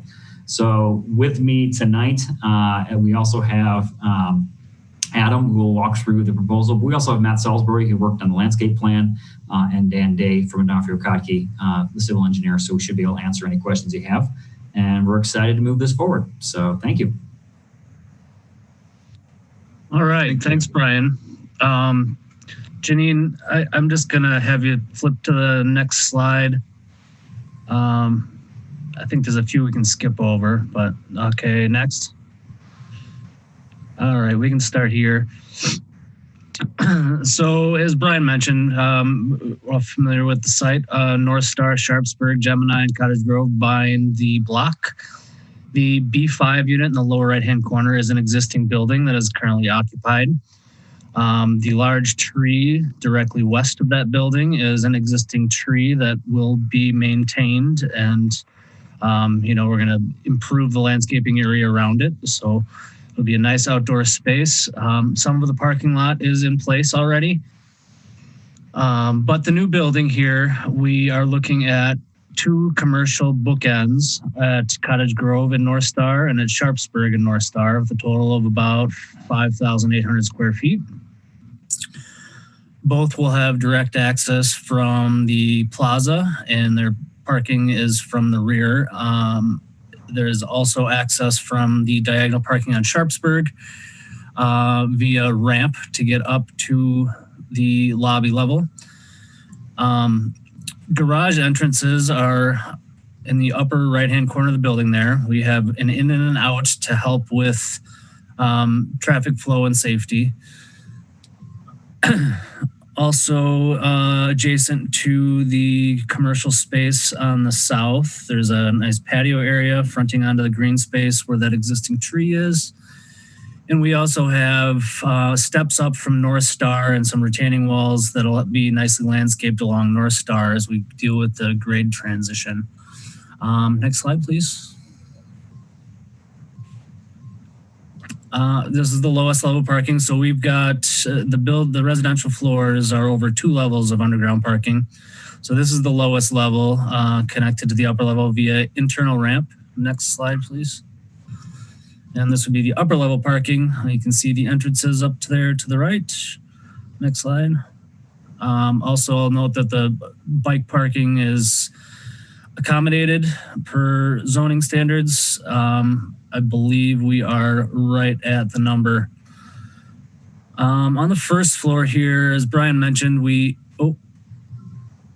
added walk-ups to the units that face onto Sharpsburg to help improve the experience, as you walk along the road there. But primarily the residential units are on that northern wing. Next slide. Of course, as we go up the building, we are, you go to the next slide, please. Residential units at the second floor here, we have the club room and an outdoor terrace that has a great view looking to the west. So it'll be a nice amenity space for the residents. And next slide, we'll just kind of zip through these plans here. Thank you. That's all the time available. Let's see, going back to panelists, are there any questions or comments from the commission? I do have some comments from the Alder. Oh, great. I am looking for a raised hand.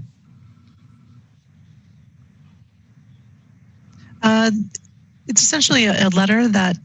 that's why I don't see it. It's written, okay. So I'm just going to read from the document I have. It says, Urban Design Commission, I'm not able to attend tonight's meeting, but I did want to share design-related feedback I've received from the neighborhood regarding the proposal. I haven't heard much opposition to the design, but there have been two main themes in the feedback I have received. Several folks have expressed concern about the number of floors and would prefer for this to be a 4-story building. Concerns have been shared about blocking the view of the park on Sharpsburg. Many Madisonians drive along Cottage Grove Road and enjoy viewing this park and remembering the time when they or their parents or grandparents helped plant the trees. It would be meaningful to keep the park at least partially visible.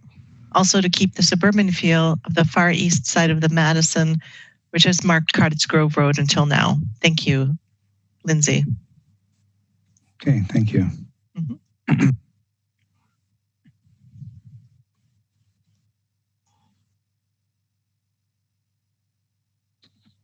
Tom. Yeah, we're going to get to there in the presentation, but I thought when I looked at the package, it was still labeled original in terms of the design of the building, the facades and the elevation. Have there been changes to the elevation and facade of the building per some of the things we talked about last time? I need to see before and after. I am not detecting changes in what I'm looking at. Okay. Maybe the applicant can, here we go. I've asked to unmute. Again, there we go. Now can you hear me? Yep. All right. Without can we pull the images up or is that not allowed?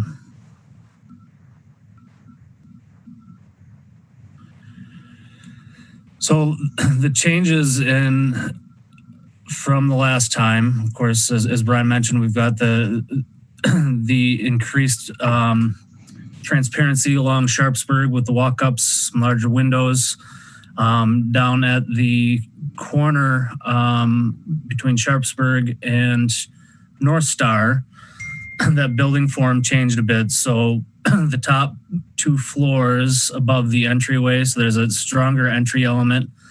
And if you zoom in to the lower right there,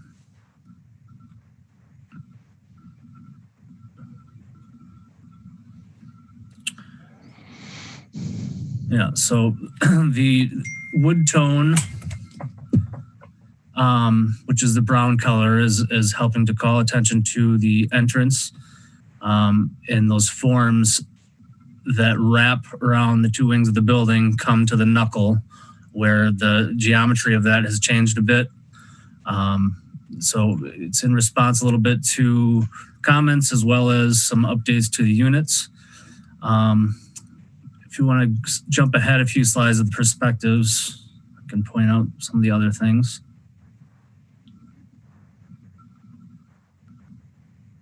There you go. So the main palette is still the same. We're looking at stone bookends and a base, right? So at the ends and at the corner there reveals the red color fiber cement siding. And then we have in between, in the middle of the building is a brick, a complementary brick, and then the 2 colors of fiber cement siding are the gray and the red. So we maintained the same palette we had as we tried several different variations, changing it up a bit, eliminating a color. And quite honestly, most of those iterations just were not successful. It just wasn't feeling as cohesive of a design as this is. You go to the next slide, please. So from the end, not a whole lot different there. We do have some shots of the breezeway up ahead a few slides.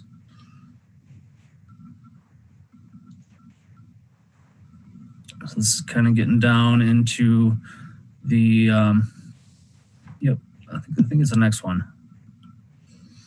Yep, so there's a more straight on shot into the breezeway where there's some seating areas, a water feature that will be, we've been working out the lighting design. There's some other slides in here about what that intent is, but there's a cove and the fountain, or not the fountain, but the water feature would have a ring of light and some underwater lights that would shine up to the ceiling, create a nice lighting effect. We've got some lights on the columns, sconce lights as well. So it should be a very nice, well-lit area. Next. That's a shot of the revised club room patio, the grilling area, seating areas looking to the west and to the north, and a nice seating area with some fire pits. Next. And this is looking down. This is that walkway in the parking lot going towards the breezeway. Be a nice sort of promenade type feature. So there's not a tremendous amount of large building changes. We felt pretty comfortable with where the design was. We did look at different iterations and it really felt disjointed. Also, if I could add to that, since we were in front of you for informational, we've had a neighborhood meeting where it was very well received. We did have close conversation throughout this process with the neighborhood association as well as Alder Lemmer, and are happy to have both of their support on the project. And so we're excited to really bring this to fruition. Okay, thank you. Any other questions or comments?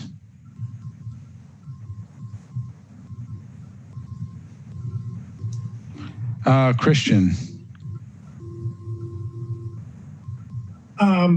Yeah, I was just curious. I thought I saw something in the staff report referencing the height of the building, and that earlier, I don't know if it was a comprehensive plan for this area, seemed to reference a 4-story limit. I'm fine with it, the height it is, but I'm just wondering at the ultimate level of these type of developments, I seem to be, a sore point with a lot of people.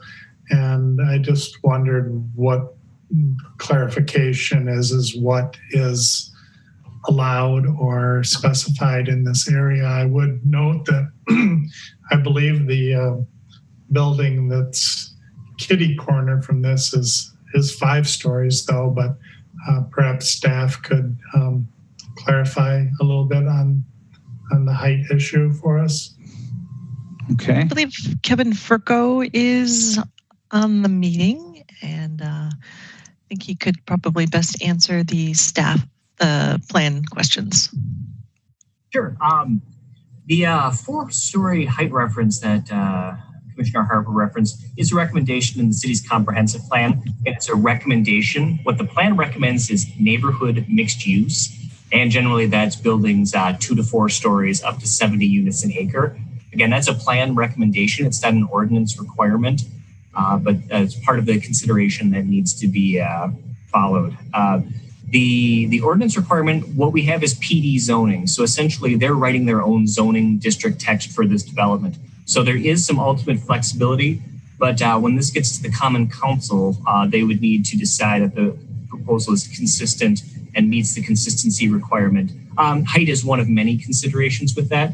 So I think from staff's perspective, we would like UDC's recommendation on the height, its appropriateness, its relationship to the surrounding streets and other features there, and just recognizing that the plan does recommend generally up to a 4-story building for this site.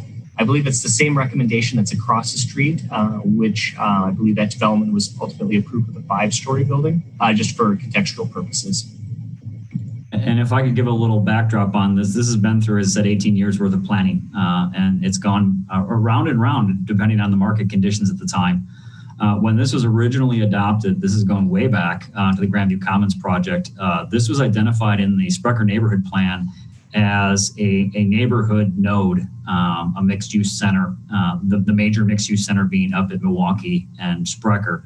So there's a lot of recommendations about creating diversity of housing around here and greater densities. And so over the long iteration of this, I can tell you it's gone from 4 to 6 stories down to 1 to 2 stories to 4 stories, back down to 1 to 2. And I think this finally closes the loop and brings us back where we started. As you can see in the packet, there is some locational maps that show the context around us. And as you said accurately, kitty corner of this to the northwest is the View, which is a 5-story building with mixed use on the first floor and some flex space. So we felt that this was a great opportunity to do a couple of things. One is to bring some density into this center in support of the retail that's there, with the hope of bringing some additional retail, recognizing that there's challenges to that in the market today. But we also have to overcome some financials, in that the reason it was jumping from 1 to 2 stories up to 6 stories is the fact that to get the underground parking, this has to blast into bedrock. So there's a cost ramification of doing that, and we needed the economic return of the extra floors to be able to do that. I simply put, a lower building wouldn't cash flow until you step down to not having to have underground parking. And we felt that the benefits of the density here of bringing additional units into the neighborhood in a location where we have context for taller buildings is beneficial. And so that's really what led us to the direction here, and feel that this is a great closing project for the town center, and finally kind of creates that urban space with the additional height. Okay, thank you.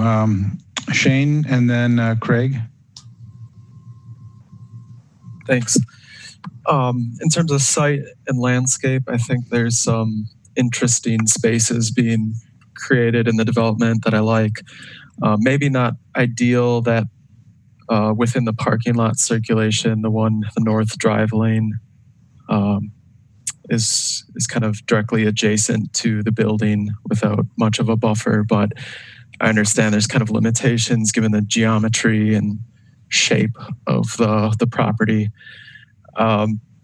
Maybe Janine can pull up the perspective of the sort of pass-through plaza space. And while she does that, there was one small landscape thing, species thing I noticed that is actually, it's significant, small but significant. And it was that there was Liatris spicata listed as purple loosestrife. So we definitely want the Liatris and not purple loosestrife, which is massively invasive. And that was probably just a small oversight. So just to clarify that. But in this space, the only comment I had is I felt like on the parking lot side, and there's a view from the parking lot side, that there wanted to be a little more separation between the parking stalls, which I think went head in, and the plaza space itself. So most of that space might be under structure and kind of difficult to have a landscape edge. But just a consideration whether it's maybe a raised planter that's irrigated or maintained with annuals, or some other built element as a separator. I think Janine, there was another image that was closer to the plaza itself. Oh yeah, 20, maybe 20. Oh no, sorry, 20 is the wrong one.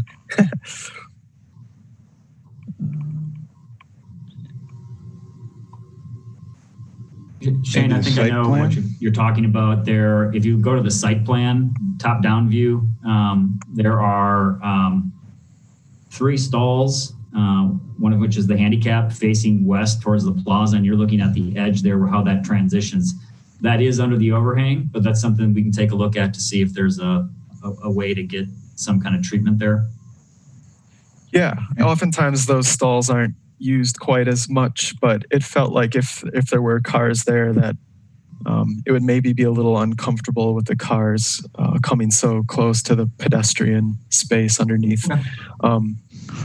Yeah, it wouldn't hold up my approval of the project, but something to consider. Yeah, we can study that. I agree. That makes sense. Okay, Craig. I just wanted to comment on the massing and density. I think the proposal actually does a very good job at taking the residential away from Cottage Grove, which is a very busy road, keeping the commercial up against it, but keeping enough green and open space in the overall parcel so it's not such a dominant structure. The actual apartment building is larger, but I think the way they use the site is actually very well done. And then actually with the park being to the north and providing that buffer to Cottage Grove, I think the park will actually benefit from that larger structure there, from some acoustical and just privacy from Cottage Grove. I think that actually would make a better neighborhood feel as people get a pedestrian walkway around North Star, Sharpsburg to the park. So I think they did a very good job. Okay, thank you. I would just ask the commission to refer to the staff memo asking us just to consider the material palette and the number of materials, and whether a different organization of the materials is desirable to better break up the long facades. That is something that I think they're looking for our comments on before this goes to the Plan Commission.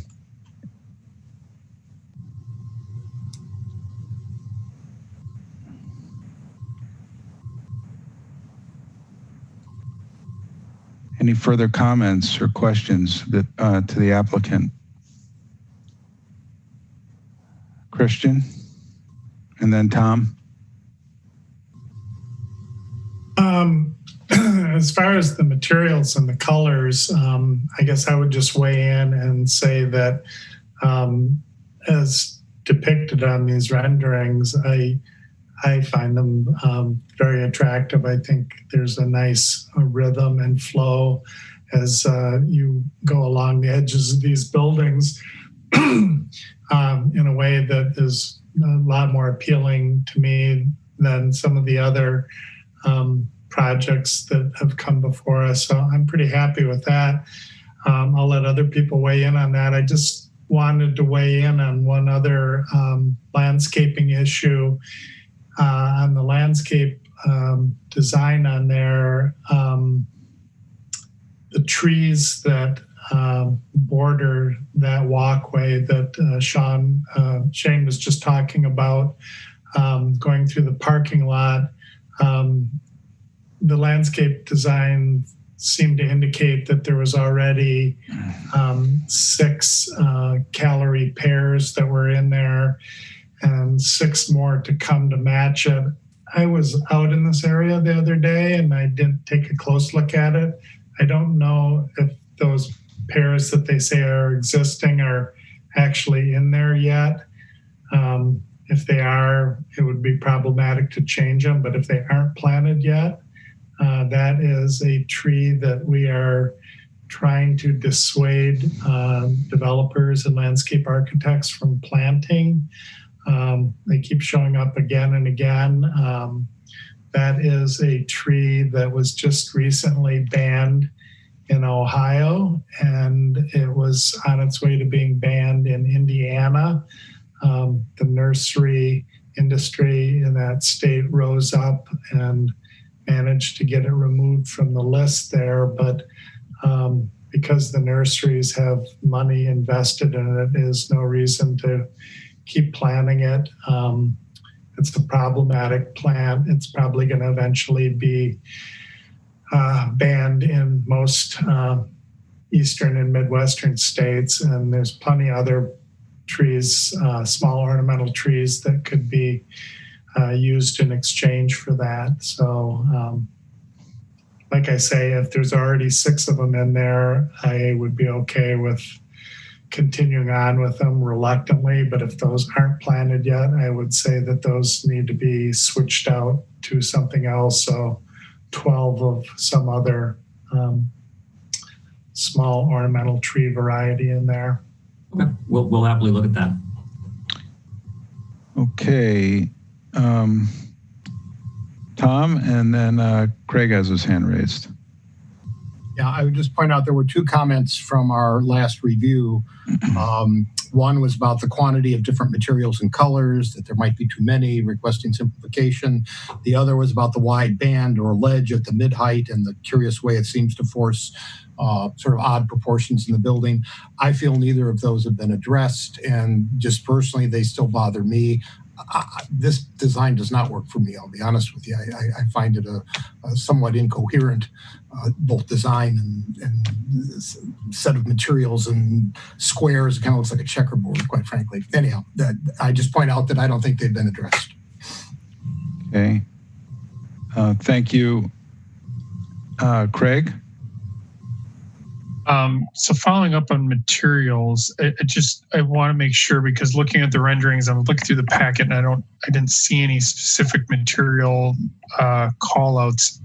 And when you look at A220 and 221, it looks pretty, and I know renderings can be deceiving, but those 2 look significantly different than A22 through A227, specifically 27, which shows it significantly lighter in different shades. And I'm wondering which one is more representative, or if you have material palette pictures or any material palette samples.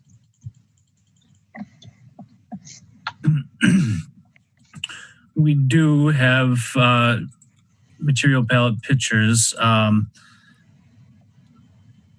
Which sheet are they on? I don't think they were included in the packet. Well, then you don't have them. We're reviewing what was submitted. Yep. So the elevations that are on 201 and 200 call out the different siding colors in the stone. There was a photograph in the last presentation. It's obviously not here, but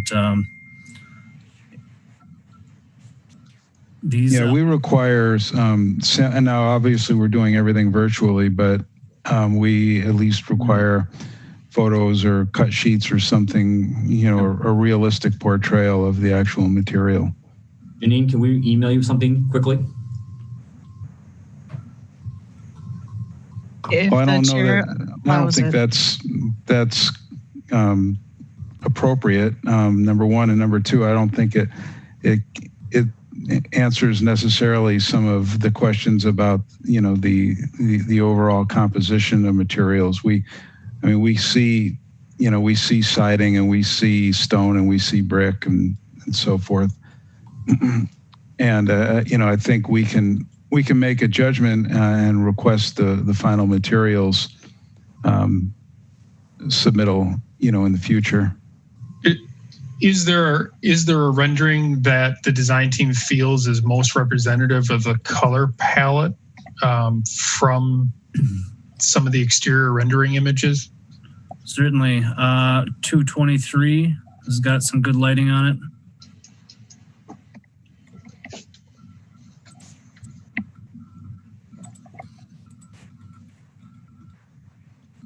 Okay. Yeah, that to me, although I don't disagree with what Tom was saying, I think there's a lot of materials. The colors there, especially the darker colors on the top, look a lot less dominant, especially on the end views. That's a lot lighter, and I think it's more appealing. But there still is a lot of materials. I agree with what Tom was saying. Yeah, and the brown band, I believe, is a composite material, and so is the red. But one is more of a monolithic, and the other is sort of that residential lap siding, on a 6-story building, and then the light gray is brick, and and the light buff color is a stone. And I think that maybe what staff was getting to in asking for our feedback and addressing it specifically in our finding of whatever we end up making our motion for.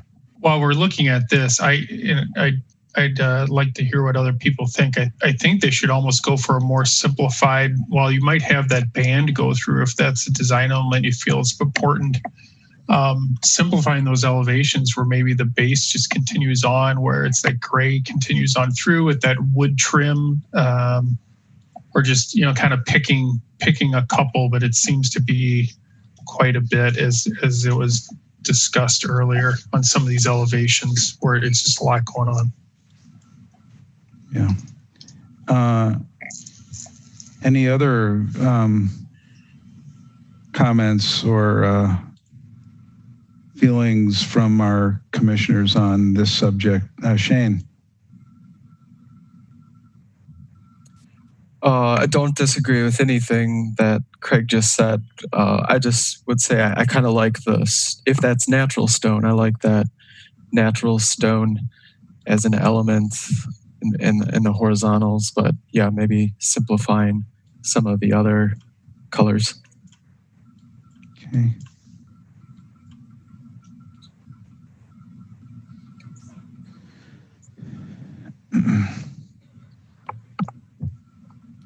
Any other opinions on that or anything else that we heard in the presentation?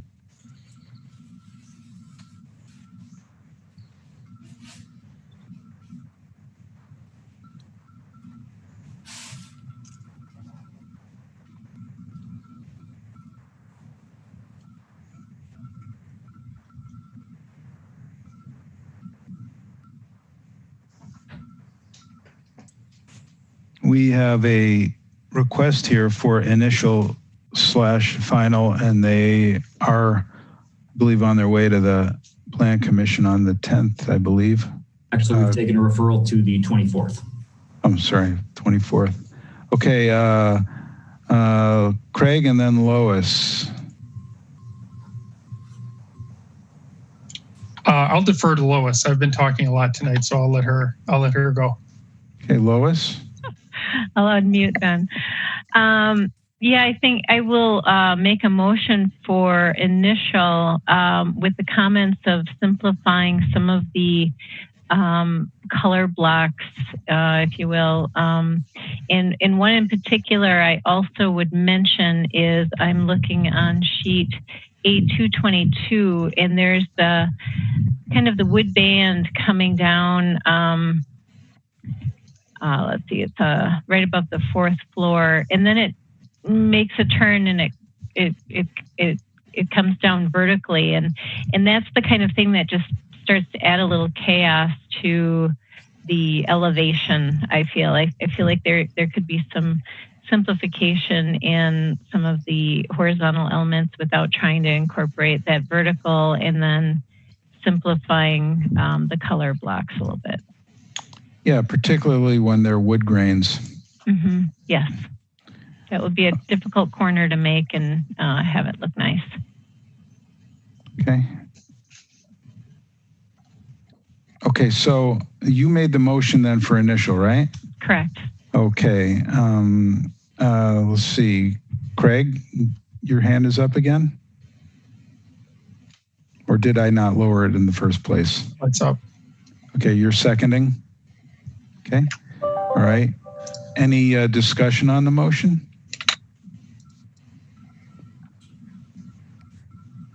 Yes, Craig, you're unmuted. I would also request that either the applicant bring in or submit photos if they could, or some really nice high quality pictures would help if photos just don't capture it as well. Are you being panned? Someone doesn't agree with you. All right. So we have a motion seconded with further clarification and request. Let's see. There was also, I believe, Shane had some comments with regard to the landscaping underneath the covered plaza. I don't know if Christian, you had some concern about the calorie pairs, I believe. Christian? Yeah, as per my comments earlier, to if it's possible to lose those, replace those in the landscape design. And I would just reiterate the need to see close-ups of the materials, and for the applicant, we really like it when we can see, side-by-side comparisons of what we looked at and what the new version of it is. It helps us all out. Okay, thank you. So any further discussion on the motion? I would just, since you made the motion, Lois, I just want to be sure your concern is more simplification of materials or compositional. Just want to give them as much, feedback as possible so that they're clear when they go away to prepare for the next time. Right. So do you want me to add comments or just clarify that that's what I meant? Yeah, just a clarification on your motion. Yep. So simplification of the materials, possibly even reducing the material palette by one, organizing your color blocks a little bit more in a cohesive pattern. I think it would be beneficial to not try to use some of the horizontal elements in a vertical fashion. And I think that would be it. Okay, thank you. Thank you. Any further discussion on the motion? No? Okay. Seeing none, no more hands raised, then therefore, by unanimous consent, you have initial approval. You'll go hear some more from the Plan Commission, and then we look forward to seeing you for final approval. Thank you very much. Okay, that brings us past number 10, which was approved on consent, to item number 11, which is 133 East Lakeside Street. For this item, I believe I'm just going to do a quick refresh to make sure I've got all the registrants counted for, but it looks like last call, I've got 14 registrants, and 8 of them are in support, and then 6 of them are neither support or opposed. As far as the folks registered who want to speak, I believe that the design team includes Kevin Burrow, who wishes to speak, and then the other folks are listed. Cliff, I believe you have that, and you can call those when we get to the public registrants. Yeah, I have to, sorry, I haven't opened that item up. Here we go. We're on item number 11, but I can call those out if that helps also, Cliff. I have them as long as there's no additional ones, since Stefan emailed it to me an hour or so ago. Okay, so why don't we start with the applicant? I guess that would be Kevin Burrow to start with. Yes, thank you.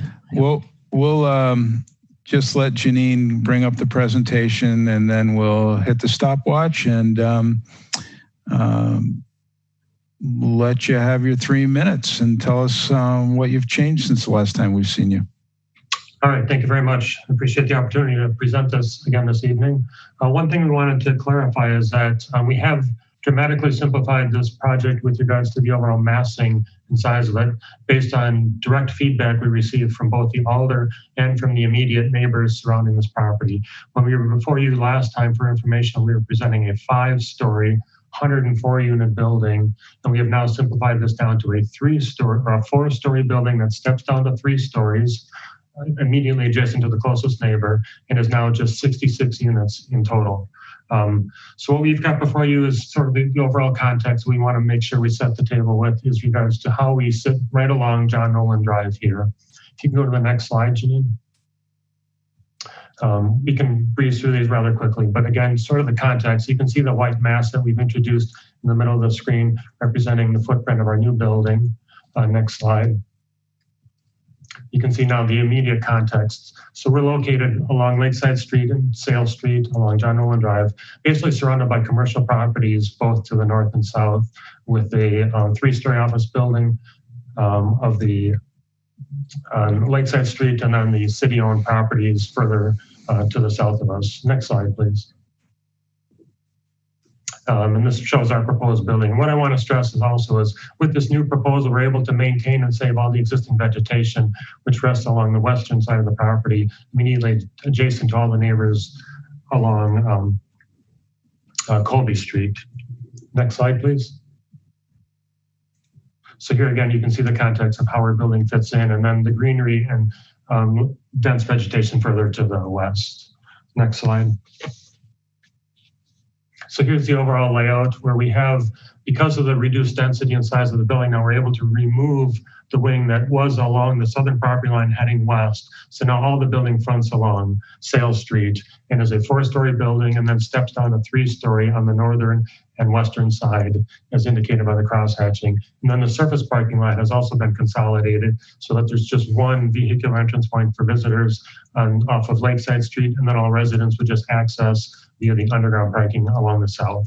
Then you can see the overall layout of our plaza deck, how we've provided the amenity out there for all the residents to be able to utilize, which is located above the parking level and sits about 4 feet above existing grade.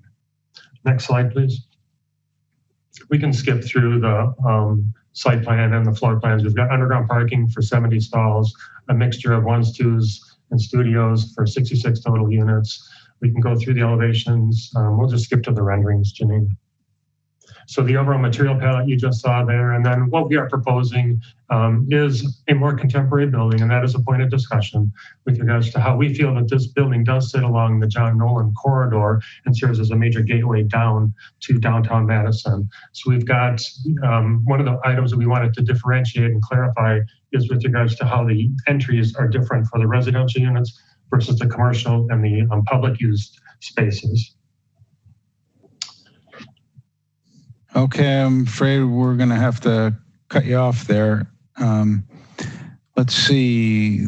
I had also Andy Meisman wishing to speak. No, I'm sorry, Judy Close. There's nobody by that name. Okay. Do you have Andy?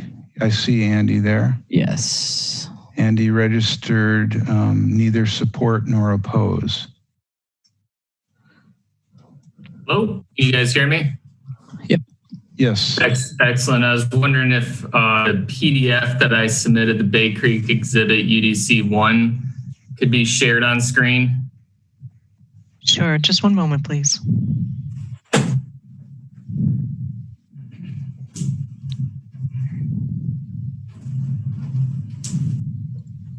Is there anything you'd like to say while she's searching for that? Looks like she's got it right there. Yeah.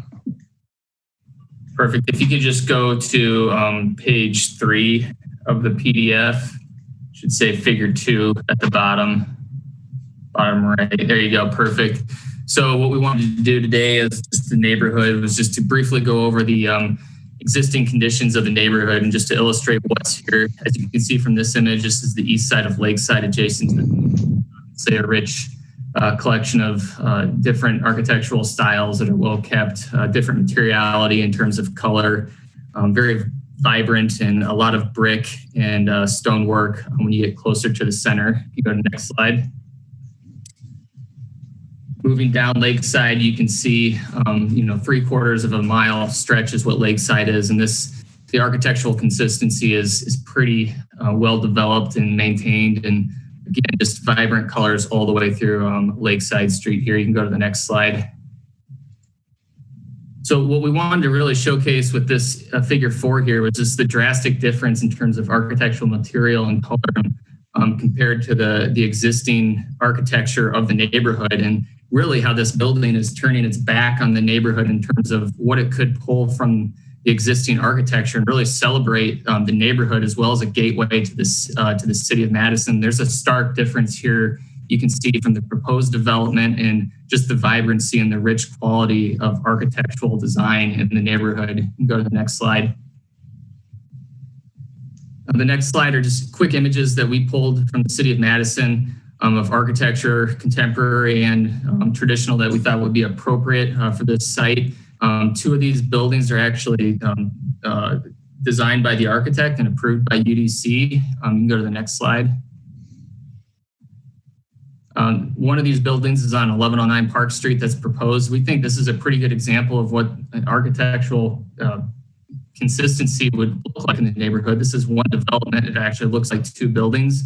And just comparing what's being proposed here, at the same time, is there's a stark difference again of what's acceptable in our minds, which was that top image, and what's being proposed, and just the big difference in terms of quality and character and from these buildings. Going on to the next slides, just illustrate really quickly here.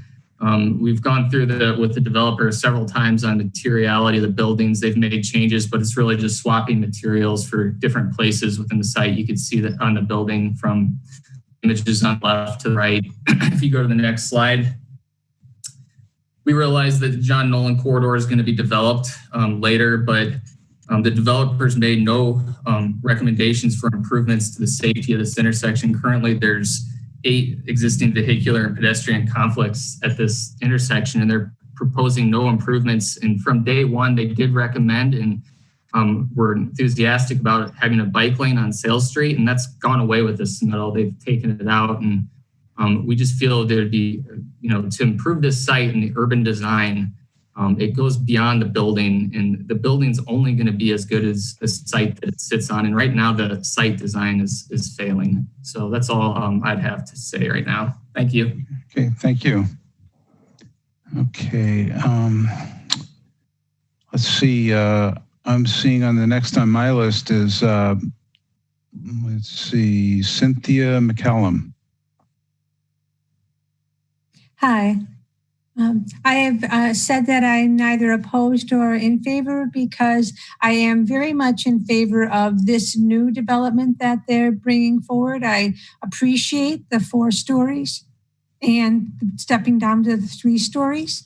And but I am also concerned about the contemporary look and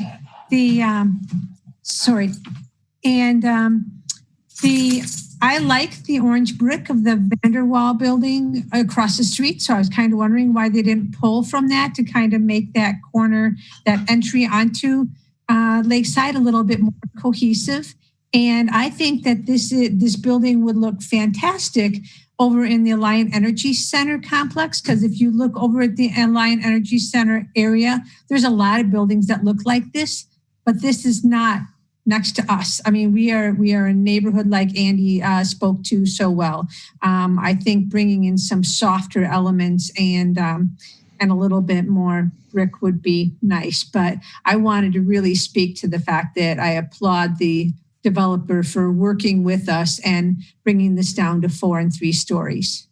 Thank you. Thank you. Next on my list is Carrie Rothberg. Hi. I'm also just going to say thank you again to the developer for meeting with us, and I'm hoping we can work a little bit further on what we see as a better design fit. But I have to repeat what my neighbors said.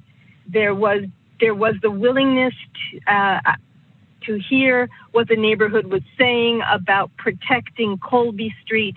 We appreciate that. I do wonder, I understand the difference between the John Nolan corridor and this neighborhood. I think we need to differentiate and say this building is in the John Nolan viewshed, but it is solidly inside Bay Creek.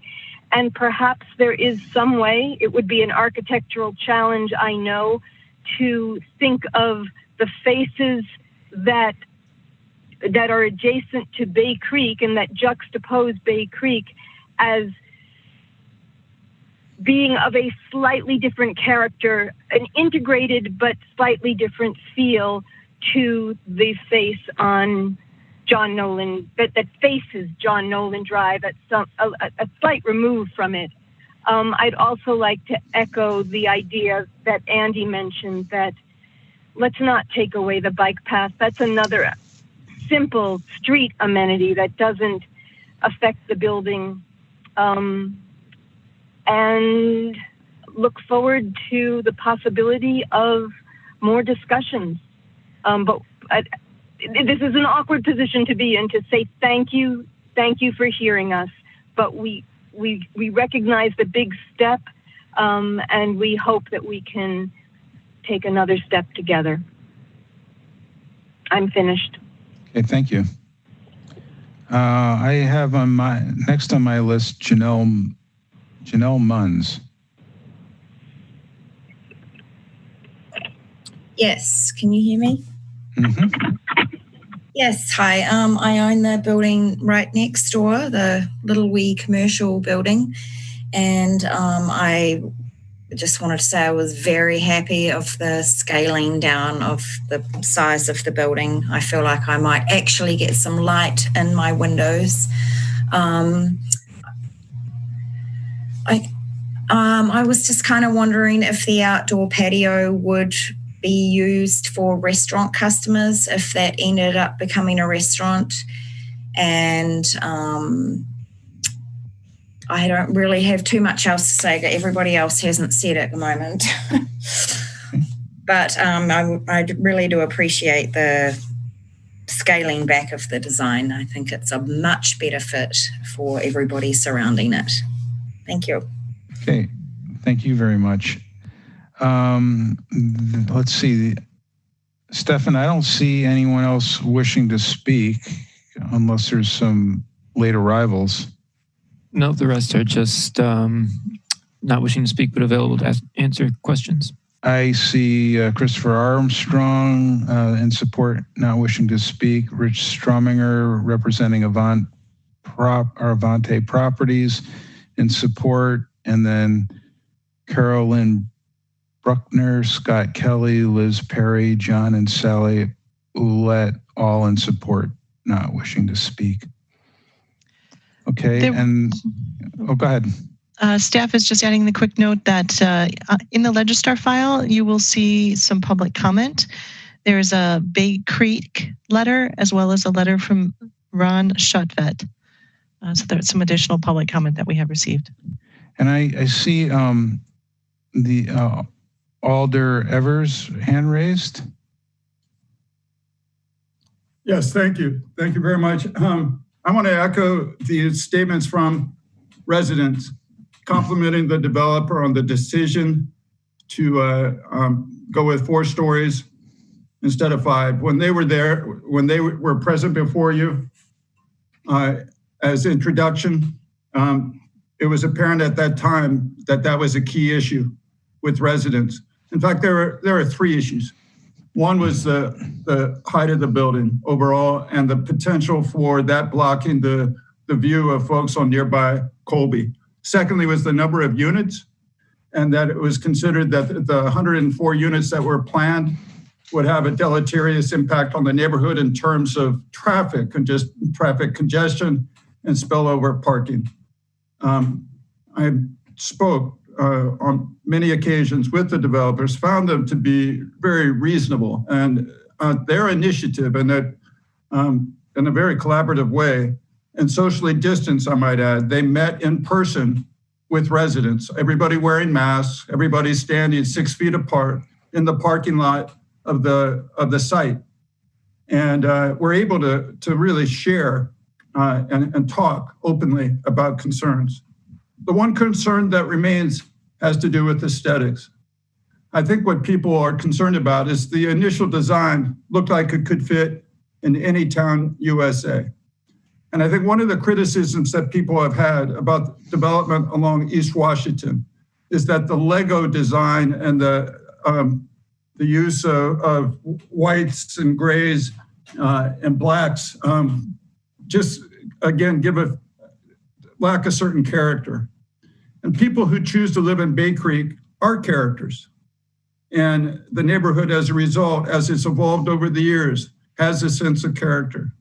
And if there are additional modifications that can be recommended and suggested where the developer would be willing to make further adjustments, Carrie Rothberg's suggestion that perhaps the design itself could be in some way bifurcated, that you could have a facing design that is toward the neighborhood, that is more earth tones, more colors, and perhaps on the other side, if it's desired to have a more contemporary look.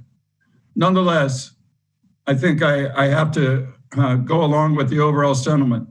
When you have a developer that's willing to listen to a neighborhood, and as an alder, I'm very committed to density and infill. We need that for our city. And edges of neighborhoods are good candidates for that. But 5 stories was too much. 4 stories was the right amount. The developer went along with that. I tip my hat to them and appreciate the time that you're taking to make further suggestions or recommendations if you feel necessary regarding the aesthetics of the building. That's all I got. Thank you.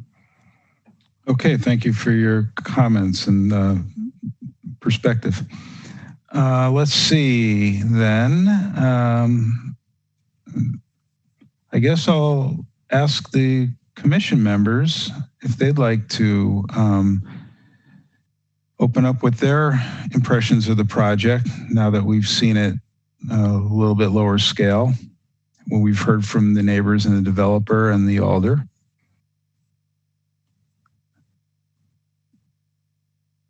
Jessica, and then Christian. Yeah, I was hoping we could ask Kevin to elaborate on how the residential entrances are different than the commercial entrances. He was just starting to speak to that. Yeah, sure. Maybe while he's getting unmuted, Janine, perhaps you could show us, I guess, what Jessica, maybe that's that corner from Lakeside and John Nolan there. Yeah, I think so.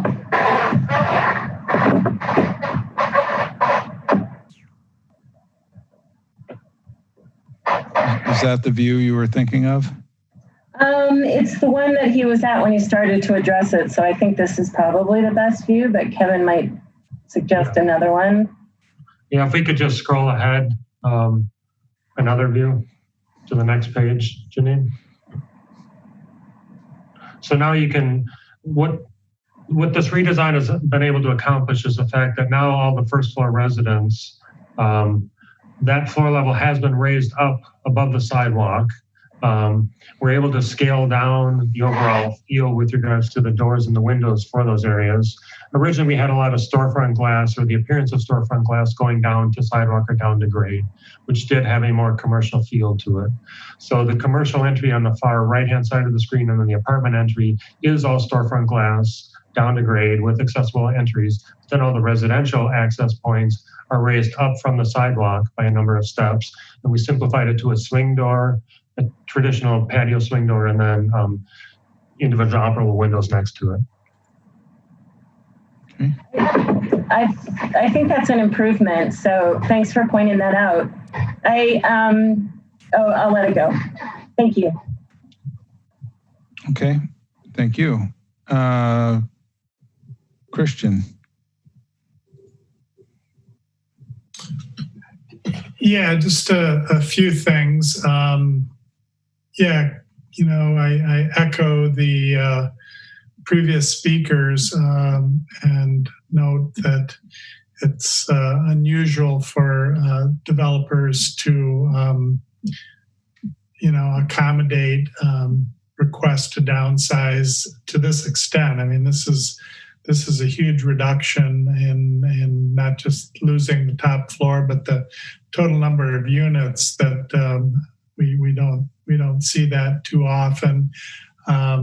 So props to them for that. As far as there seems to be just, from the neighborhood, people are just really stuck on the materials and the overall design of this building. The gentleman that compared this with the project on Park Street, I would respectfully differ that these two styles of building and architecture are not terribly different. Clearly, people do not like the colors. And, I get that. It's a matter of personal taste. I have always looked at this building as not being really as much a part of the residential part of this neighborhood and more of a element of the greater John Nolan Drive, and thus the idea of somehow bending it to match the vernacular architecture of the neighborhood, which is always, a long shot when you're talking a larger multi-unit building as opposed to single-family residences. The only real problems I have with the palette and stuff is I know people are just not going to be on board with the faux wood element, and I like that change of color with the grays and the creams and whites and stuff, but I don't think that's going to fly. My other problem with the exterior of it is those see-through elements on the top, which I actually like that kind of element in certain applications. I'm not sure it really fits here. I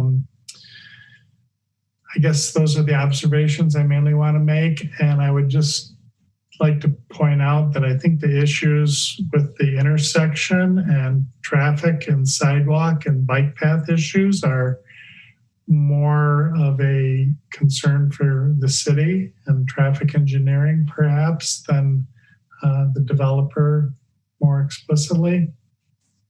That's all I got. Okay, thank you. Lois, and then Rafiq.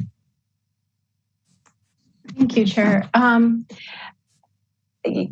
don't have a problem with the simplification, a more modern look. One of the issues I have is there are some elements that look very commercial. The punched windows feel relatable for a living space, but the area on the corner right behind the flag there, that's very commercial looking, and there's some residential uses behind it other than on the first floor. And then the same thing as you go further down Sales Street where you have those larger windows. I'm not opposed to the larger windows, but I think maybe it's the patterning or the banding at the floors, but it looks very commercial to me, so it's kind of confusing.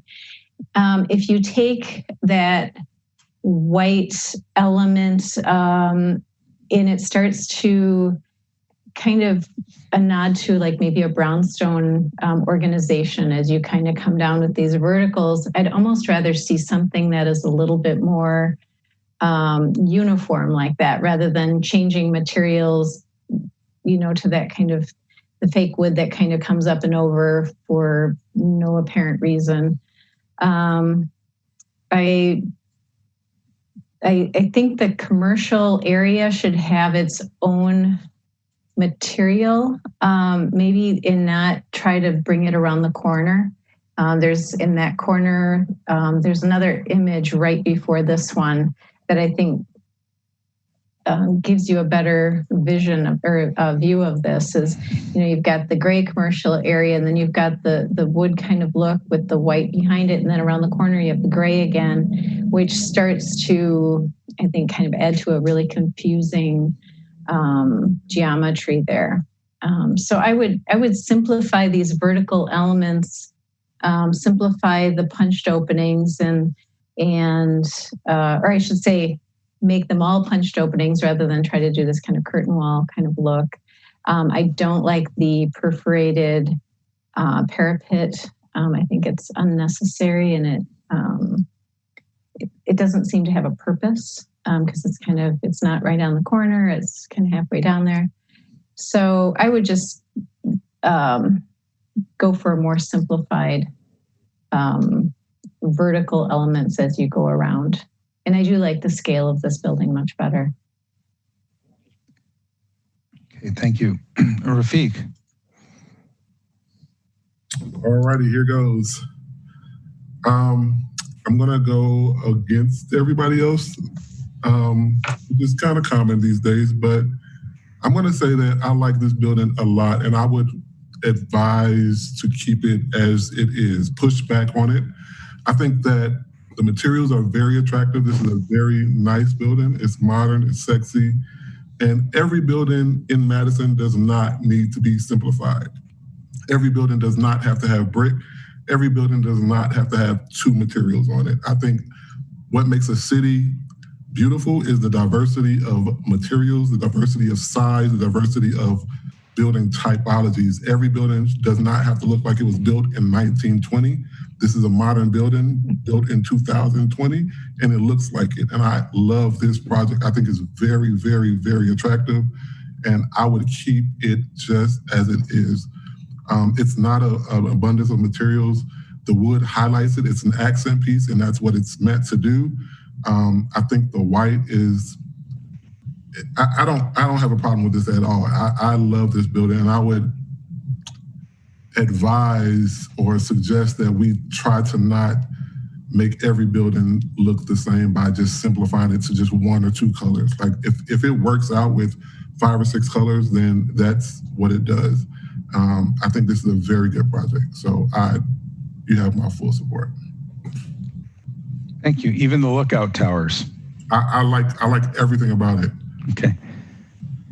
Thank you. Let's see, Craig, and then Alder Abbas. So I agree with Rafiq, and so I won't say anything more about that. But I would want to just say to the neighborhood, thank you for being involved. We do the same thing as you're doing. We're trying to be part of Madison and get involved and do things. But the one thing I would say to the neighborhood is you have a beautiful neighborhood, and I think one of the worst things we could do was try to do an imitation or a knockoff to try to imitate what's there. It just can't be done. The architecture you guys have in that neighborhood with modern construction and what tenants are looking for, I think it would take away from what you guys have. So to say what Rafiq has, I think some diversity and a little bit of character, especially with the scale down, I think it provides that transition. I know it's different, and it's different from other developments on the west side, but I think it's well done. And then also what Christian said before too, I think some of the pedestrian issues, especially with the railroad and their right of way, that might be something, because you guys are a very strong neighborhood, is to work with the city engineering and see if anything can be done. And railroads are tough. Those are probably one of the toughest works. Even the city will tell you it's very difficult to work through, but maybe there's something that can be done there. That's all I had. Okay, thank you. Alder Abbas. Thank you very much. I will give my 2 cents, as I am not, I don't have an architectural background, but I think so. Looking at the pictures of the neighborhood, and also I will agree with Lewis about windows and giving a really commercial look, because the neighborhood and the architectural there, I think so there's a still opportunity to improve this and make it a little more customized, close to neighborhood, which will still look elegant and beautiful. So I will highly suggest looking into that, especially that next to US flag, all those windows and business district into more like merge with the overall design of the building. Thanks. Thank you.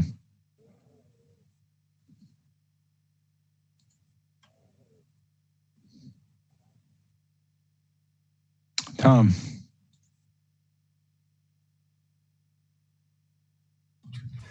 Yeah, I just, this has been kicked around in the neighborhood fairly substantially. I live very near this, but I will be woefully out of touch with some of my neighbors, but I tend to agree with Rafiq and Craig very strongly that this building has integrity as a contemporary design as it stands, and trying to modify it, mutilate it, bifurcate it, whatever, is only going to, I think, pull away from what is a good contemporary design. It does, again, in my mind, most predominantly address John Nolan Drive. The back end is much lower. That big patio area is only a story and a half high, I believe, roughly, for above the parking. And the rest of the building has been scaled down rather substantially, as everyone has praised and admitted. So I would stand by the contemporary design. I do feel strongly about getting the sidewalk across the railroad tracks to the bus stop. I think that's a very important issue. And given that this, I think you're all aware, there is a if you take Sale down to its corner before it turns right, there is an underpass under John Nolan for bikes. And so this is a primo site for biking. So I do think, whether it's the city's responsibility, whoever adds bike lanes back in, that the Sale should be striped for a bike lane, because it leads right to a wonderful bike path for anyone commuting downtown. So I do hope it goes on. If it's Plan Commission or whoever has to address that, I hope they do so. Okay, thank you. Shane? Thanks. On the topic of bikes, I just noticed that most of the outdoor bike parking was near the commercial space, but I thought there would be some value of having outdoor bike parking stalls along Sale, tucked into one of those landscape spaces closer to the residential units, just knowing that a lot of these people might be biking. They don't necessarily want to take their bike indoors or underground or wherever the indoor parking is, but might want some easy, accessible, temporary bike parking outdoors, just to displace or add a couple bike stalls on that side of the development. I like the material palette of the building. However, I would agree with Lois, and the perforated parapet thing doesn't do it for me. That's, I guess, the one thing that I feel strong about and would change. And then just to end with one question on the west parking lot side, is there a fence or any separation on that west edge of the parking lot? Just because there's a lot of good moves that have happened here, but there is now a larger surface parking lot with a lot of those head-in stalls facing the neighborhood. I believe there's a fairly linear building on that edge, but I don't recall, what exactly is going on that west edge. So are you asking for some clarification on that then? Yes, please. Okay.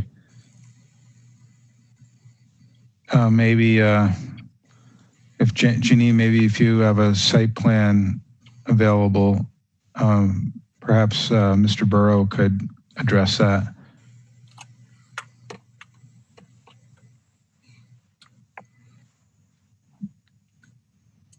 You're unmuted. Okay. Thank you for the question, Shane. With regards to that side of the property, right now it's an existing surface parking lot that does butt up against that neighboring parcel. We're basically maintaining the existing conditions, but we would be willing to install a fence along that portion should that be agreed upon with the neighbor. We did have specific conversations with that neighbor, and she spoke tonight, and we'd be happy to coordinate whatever effort would be desired. There's limited space available, so we don't necessarily want to put up a fence that would block any of the windows that currently exist on her side of the building. A large portion of the building does not have windows. It's originally a brick facade, a side facade of the building, but towards the back there are some punched windows, which you can barely see in the image before you on the second third of that building. So we'd be sensitive to what a fence would do to that view shed.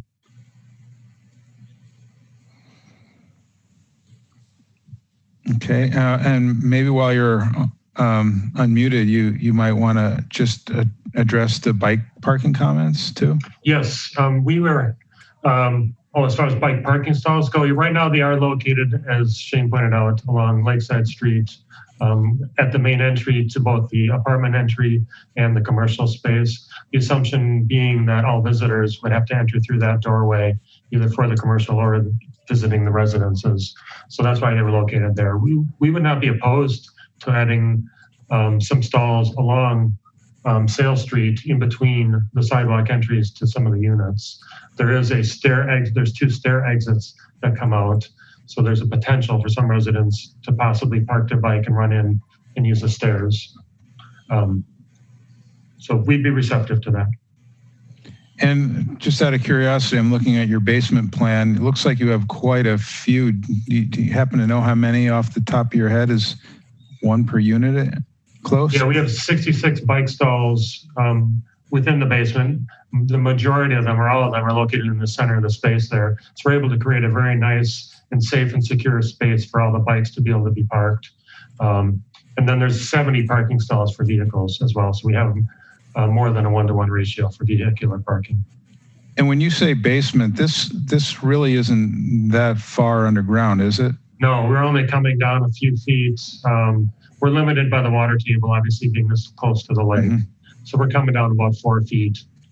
And that's about it. So it's easy. When you ride yeah. So when you're riding your bike, you're not going down a steep ramp or anything like that. Okay. Yeah.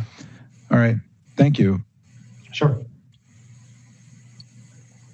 So Cliff, just on the fence issue, I think I would defer to the neighborhood. It's not something I would necessitate in a motion tonight unless it was something desired by the neighborhood. Okay.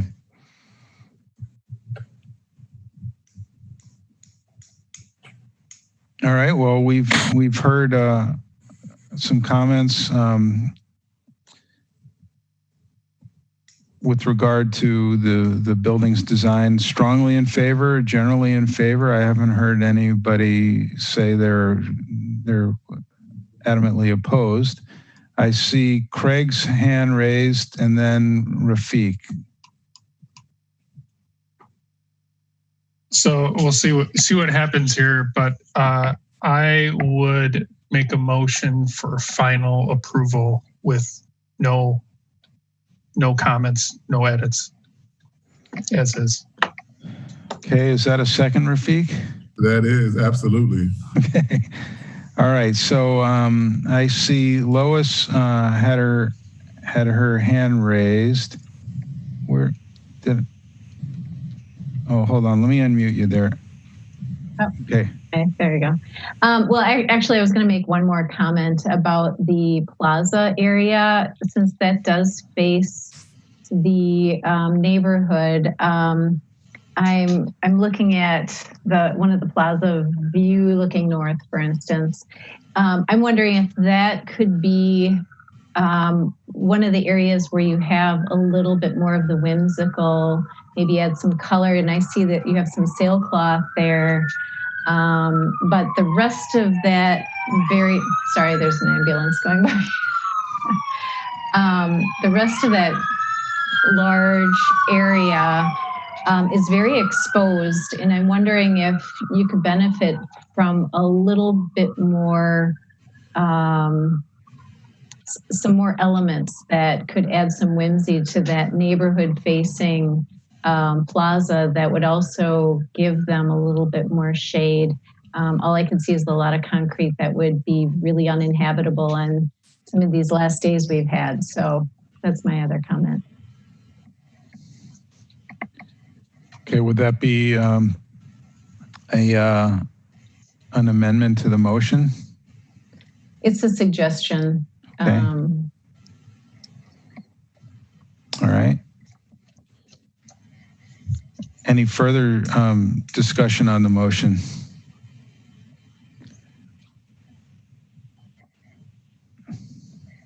Okay, then the motion is for final approval as is, with a suggestion to enhance the landscaping on the plaza deck. Okay, seeing no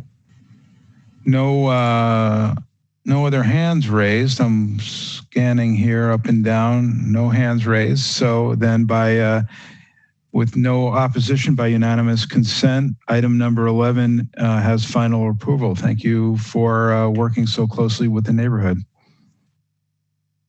All right, we're moving along really nicely tonight. This is item 12 and 13 coming up. They're related. We have seen item 12 before. Certainly we've seen plenty going on in this block. And so we're here listening to an informational presentation. And we will ask that you keep your presentation to 3 minutes once Janine has you queued up and the presentation's ready to roll. Who's going to open it up this evening for this item? There are 5 people registered for this item, 3 registered to speak, according to the latest report. We have Andrew Zatowski, forgive me if I mispronounced that, Kurt Brink, and Doug Hirsch registered as wishing to speak. I guess I would ask that the applicant / developer designer speak first, and then we can hear anybody who's not related to the design team. Okay, would that be Kurt Brink or Doug Hirsch? Andrew is not present on the meeting. Okay. Kurt and Doug are both part of the development team. We'll let them decide, and then we'll go to whoever doesn't speak first. We'll go to them next. Okay, this is Kurt Brink. Thank you. Thank you. We're introducing our next phase of this project. We have approved already over 300,000 square feet of commercial and employment. We're introducing the apartments mixed use on East Main.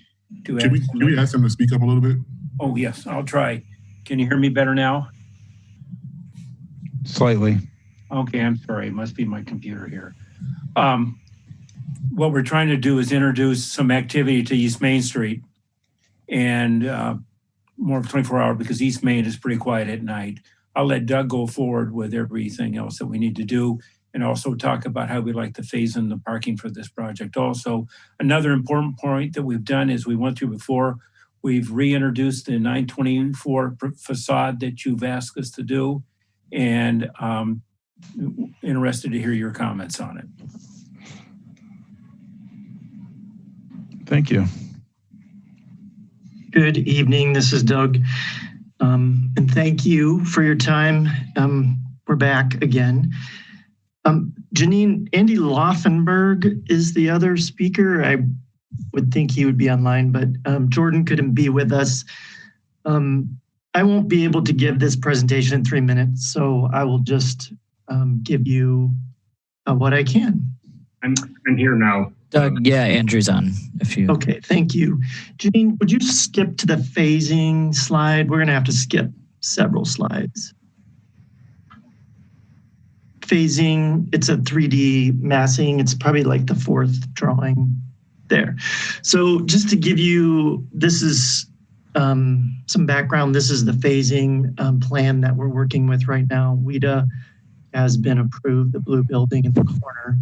There's the building will need parking, and we want to make sure it gets built and it's available when WIDA opens. So the idea is potentially to get approval for phase 1 of the parking plan, but at the same time, we are hopeful to build the apartment building on East Main Street. So that's the phase 2.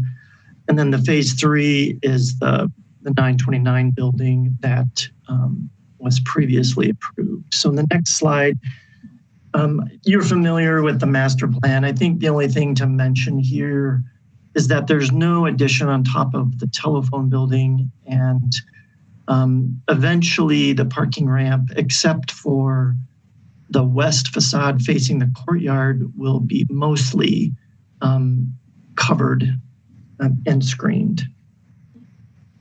Next slide. This is a site plan that shows, and Janine and everyone else, for item number 13, we've put down some of the setbacks for the buildings along East Main that we're proposing.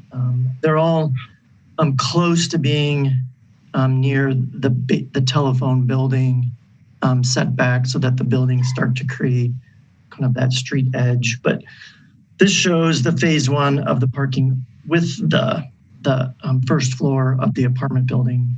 Next slide. And then this shows basic landscape plan if the parking ramp is built standalone and the apartments happen later. Next slide. Jordan wasn't able to be here. So this is a concept for the landscape. The apartment building would have a terrace at 18 inches above the sidewalk with some room for outdoor seating. And then there is a concept for the courtyard space between the apartment building and the telephone building. And Doug, since Mr. Brink was so brief and generous, I'll give you another minute or so. Okay. Thank you. Basically, it's starting to look at sort of a paved courtyard space with some landscaping and some outdoor seating. The composition of the courtyard could change based on the tenants that might happen on the first floor of both buildings. Maybe there will be more seating, but we wanted to show some seating. There is some planters with board form concrete. The next 2 slides have some imagery of kind of some of the things that we wanted to include. Yeah, that's good. I think with that, I'm going to hand it over to Andy, and then if I could come back and talk about the apartment building briefly. Oh, there's some floor plans next. You could skip to the next. Yeah. So, I mean, we've seen enough plans already, I guess. So let's just skip these as well. Just go, yeah. Oh, just do it. Just to mention, there is a green roof above the parking ramp that comes with the parking garage. But if you go to the next slide. So we've seen this, one back, please. So we've seen this parking ramp before, and this design hasn't changed. This is the facade that faces East Washington. And the ramp is cladded with 3 different types of perforated aluminum metal panels that have various depths to them. And at each floor level, there's a steel angle that kind of protrudes out from that. So you're kind of seeing that strong shadow line at each floor level. And that starts to create a fun little play of shadows on the facade through this perforated metal. So there's a sense of transparency at it at different times of day, and the shadows will kind of be cast with a different fluting of the perforated panels.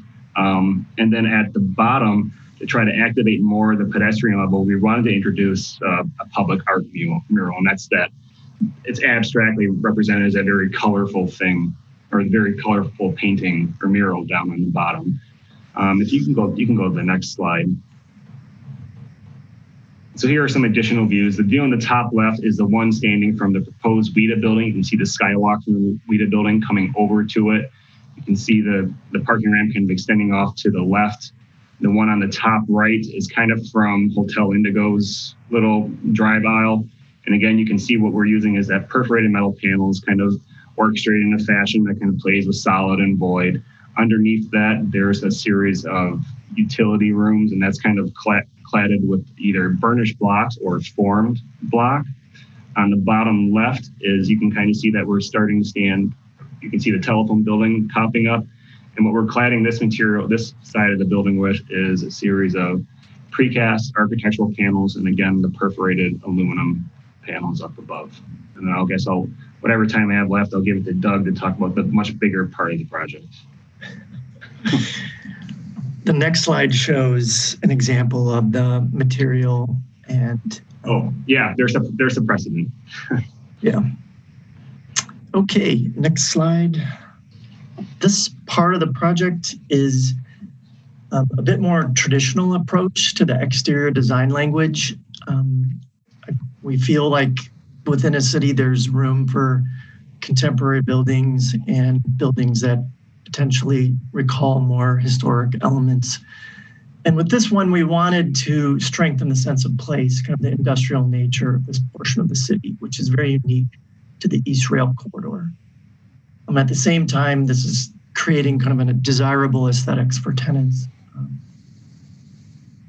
We had documented some of the loft type industrial buildings in the neighborhood and are pulling from some of those elements with exposed kind of brick piers and frame, recessed spandrels. Basically a brick, a solid brick building. That has a sense of sort of simplicity and repose, I think, to the materiality of the building. The composition follows the guidelines of UDD 8. I'm creating kind of a strong base, a body, and a top. The upper two floors are set back, particularly at the corners, to create kind of a stepping or lighter weight metal top to the building. If I can, the next slide, please. I'll be brief. I think this shows some of the shadows that are created by the kind of depth to the facade. Next slide. As you know, nobody was excited about kind of this challenge of reintroducing a heritage facade, although some people are. I misspoke there a little bit. So what we've done, and you know that this has been a challenge for us, but I think this solution has made us very happy. It's kind of re-energizing the facade and reusing it in the same way that it was intended originally. So garage door is a garage door, but instead of being a garage now, potentially it's a restaurant. The entry element is now a new entry element, and the windows are kind of put back in place. The next slide, please. Shows from the side, even though it is connected, we're showing it as separated with sort of a glass and steel reveal that sets it off from the new building facade. And the building is set back 5 feet to comply with the potential new and old setback requirements. Originally, this building was more like 8 inches from the sidewalk, but because of the complexity of sort of the zoning issue, we're moving it back 5 feet, which does allow for a narrow kind of seating area. Next slide. I think this also shows that courtyard space that we talked about, even though that's not rendered accurately. The last image we're just showing is that we have no building addition above the telephone building, so the unique sort of cladding of the parking garage is visible from this image. So for that, we look forward to your comments. And although we're being recorded, maybe we can edit out the part where you said that nobody wanted that. Yeah, I didn't mean to say that. Okay. All right. Well, so I already have some hands raised, so I'm sure we'll engage you in some further conversation. Rafiq, would you like to start us off? Sure. I'm going to go 2 for 2 here and say that I absolutely love this project. I think that while not every building has to be brick, if you do a brick building and it's in the style of this old school industrial, I think it works very, very well. I am definitely a fan of how you did that facade thing. I think it's a appreciated element. And it just gives it some more character to a space that is supposed to be activated at the pedestrian scale. Like, I think that's a nice space to be at, with the garage door and the restaurant or whatever activity is behind it, right next to that plaza alley seating space. I think it's very well. The two things that I'm not necessarily sure that I am 100%, maybe 90, but not 100, is I kind of wish the crown of the building was only one story instead of two.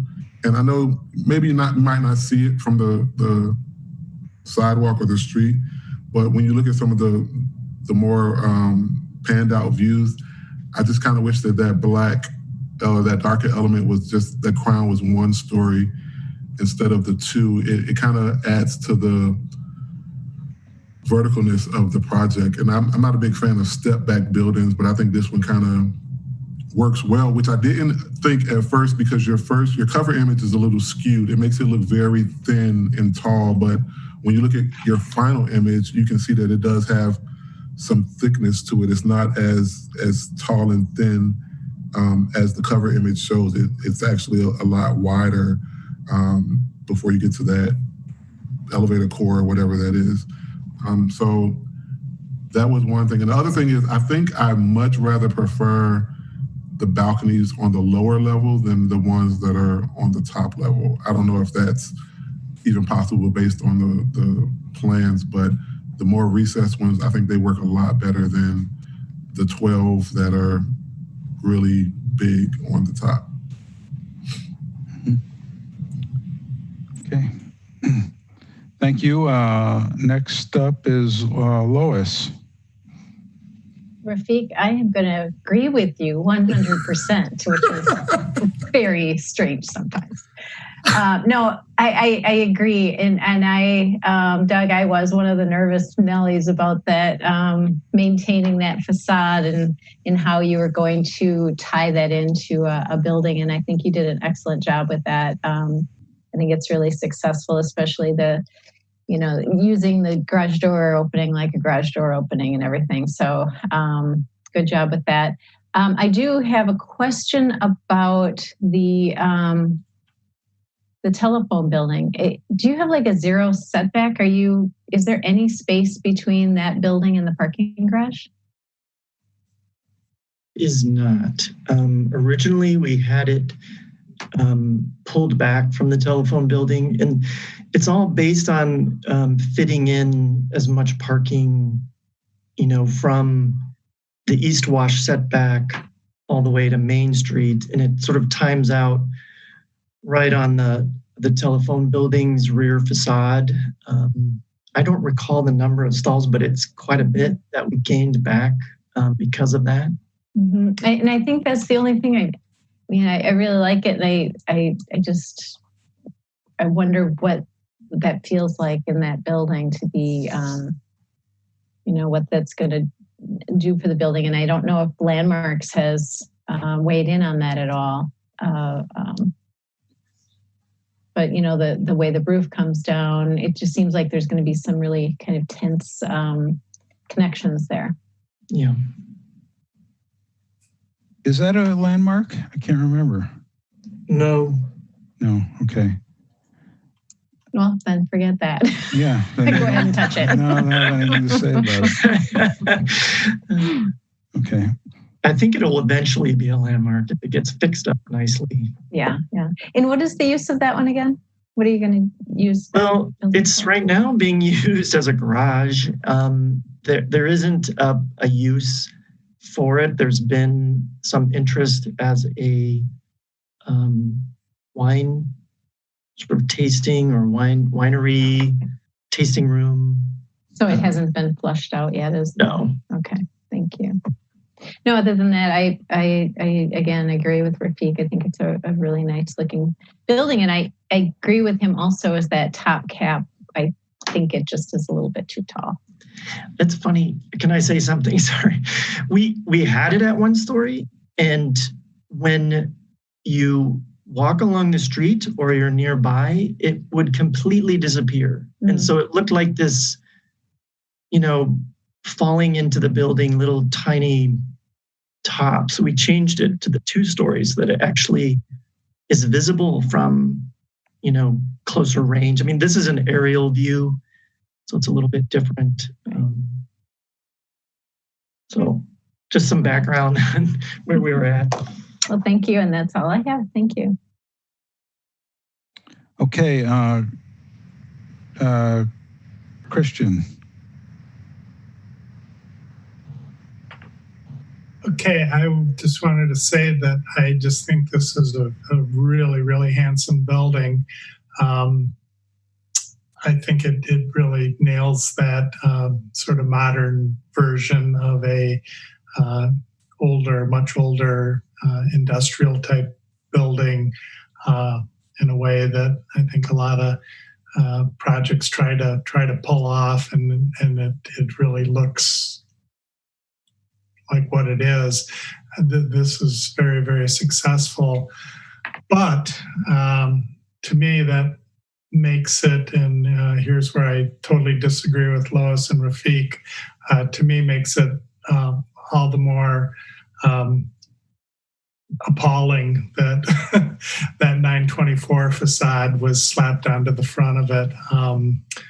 This was exactly what I was afraid was going to happen when this got sort of forced on everybody, that this was some type of architectural element that was worthy of saving, when really it's just the front of a garage. And, you want to talk irony. Why is that pretty significant looking telephone building next door to it not even considered a landmark worthy building, at least at this point, but somehow this was?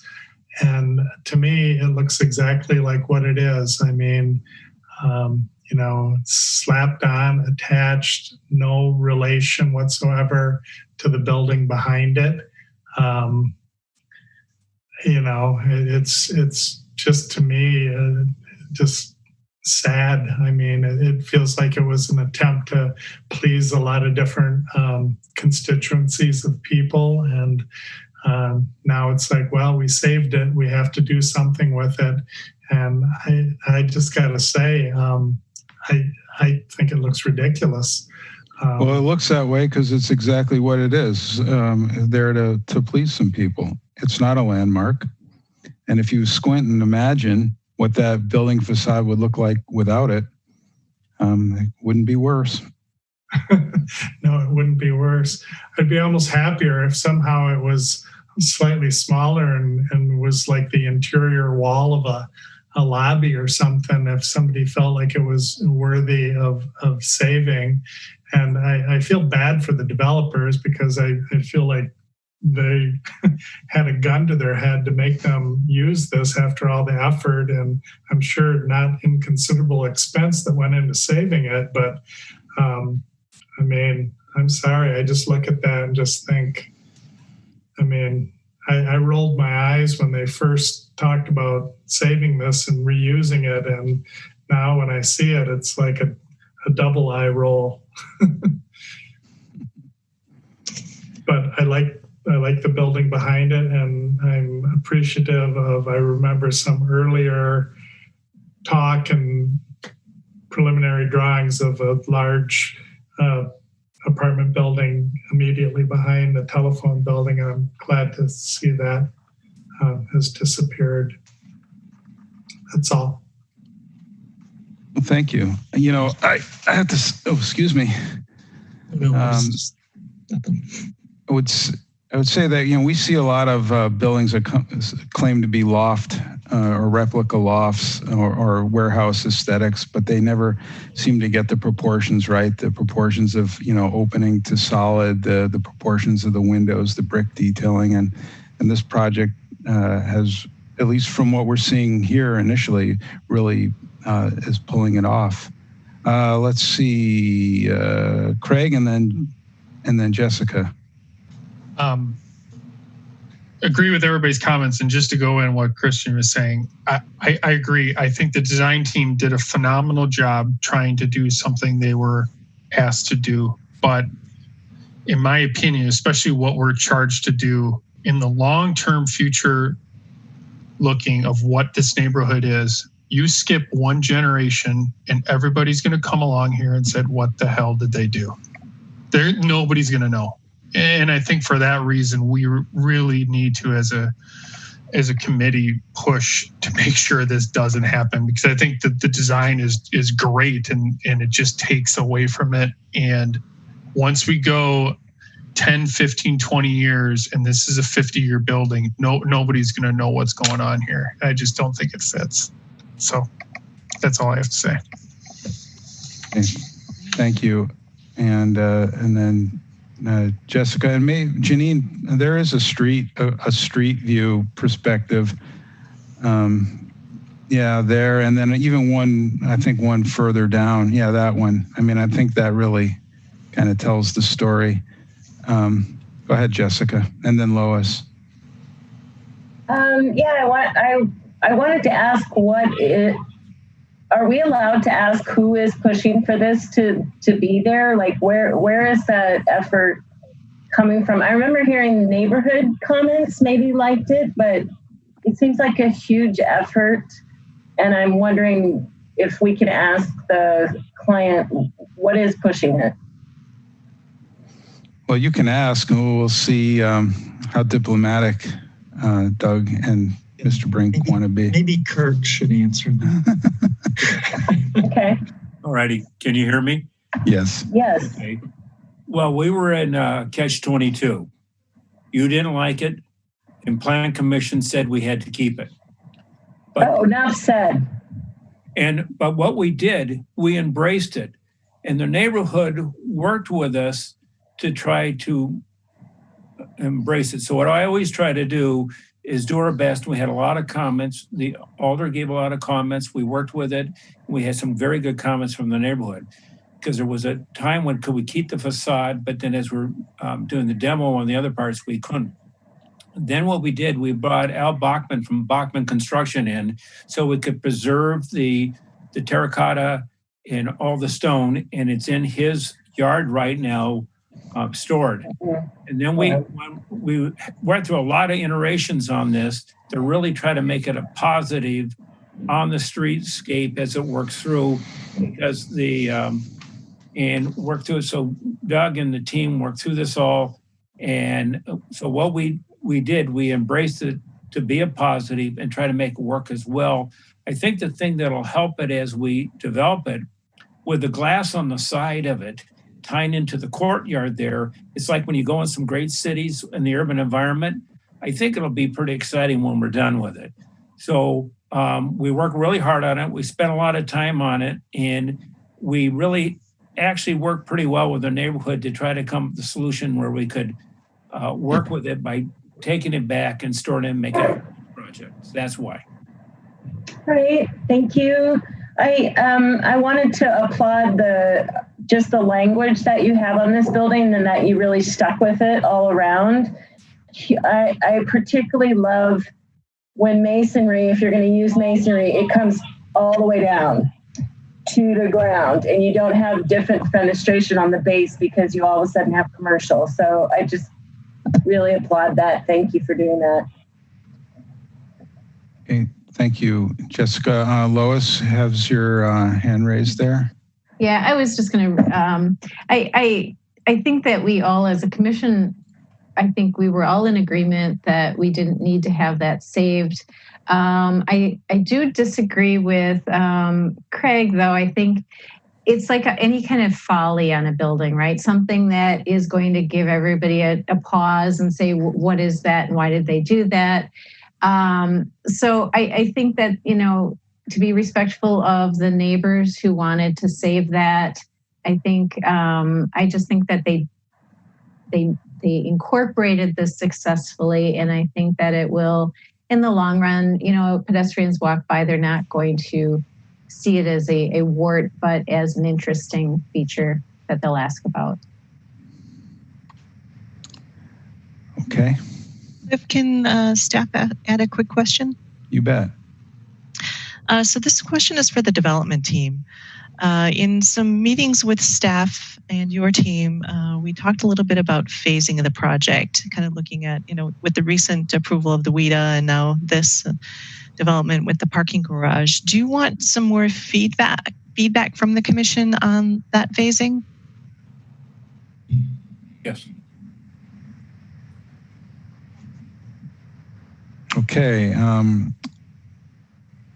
So, Jeanine, Armin, are you speaking to the garage and its potential of being exposed before phase 3, or the overall master plan? What? Exactly, and I'll let Doug can probably articulate this much better than I can. But as far as the 929 building in this garage, and then this development with the telephone building, I think there's a specific phasing that will leave this garage exposed. So, Doug, I'm going to hand that back to you. Yeah, well, as you know, I think it will be difficult to fill the 929 building right now with commercial tenants with the virus and the economy. So we're pivoting. The WIDA building definitely is moving forward and will need parking, and the hotel will need parking.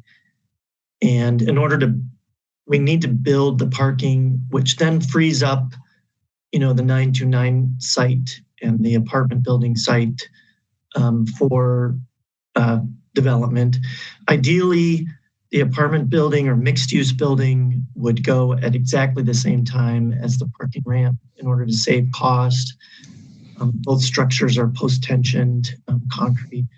But in the likelihood that something terrible happens and we can't do the apartment building, we've designed the ramp to be something interesting as a standalone element, which could potentially be there for a little while before the other buildings take place.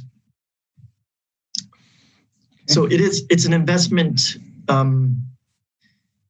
in the rest of the site, and it will eventually be, covered mostly by other buildings, but we wanted it to be something that's still a nice element if it has to be exposed.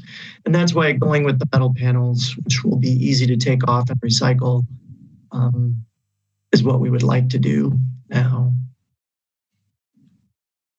Is that what you wanted to hear? Does that explain what? It does, thank you. And I just wanted to, because I know you asked in meetings, and I suggested we get some feedback from the commission on that.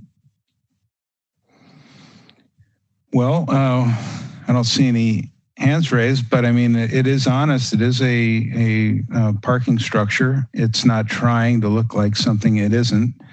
The more this block and others develop, I think the more certain, that 929 or whatever number it was, parcel will be developed. I mean, it's inevitable.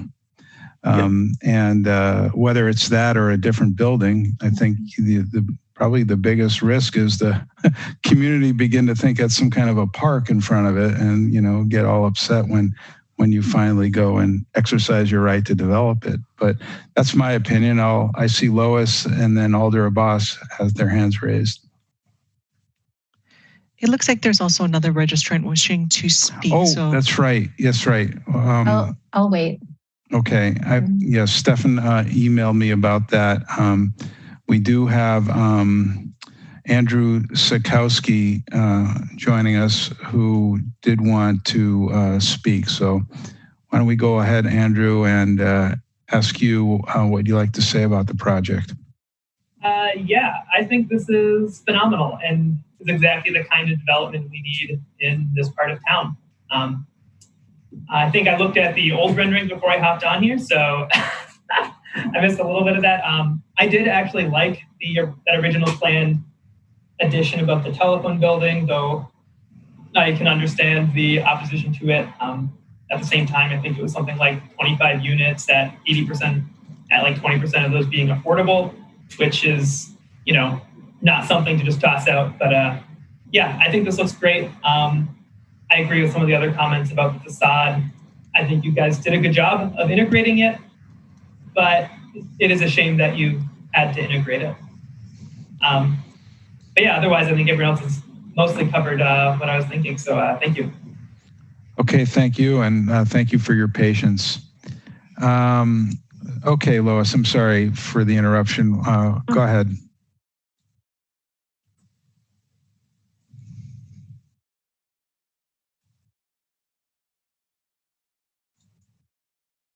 Trying to unmute you there. One more time.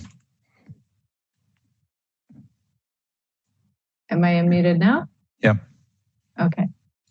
I think I was unmuting and you were muting me at the same time. I just wanted to share, I don't have any concerns about the phasing of this, and I agree with Cliff. I think the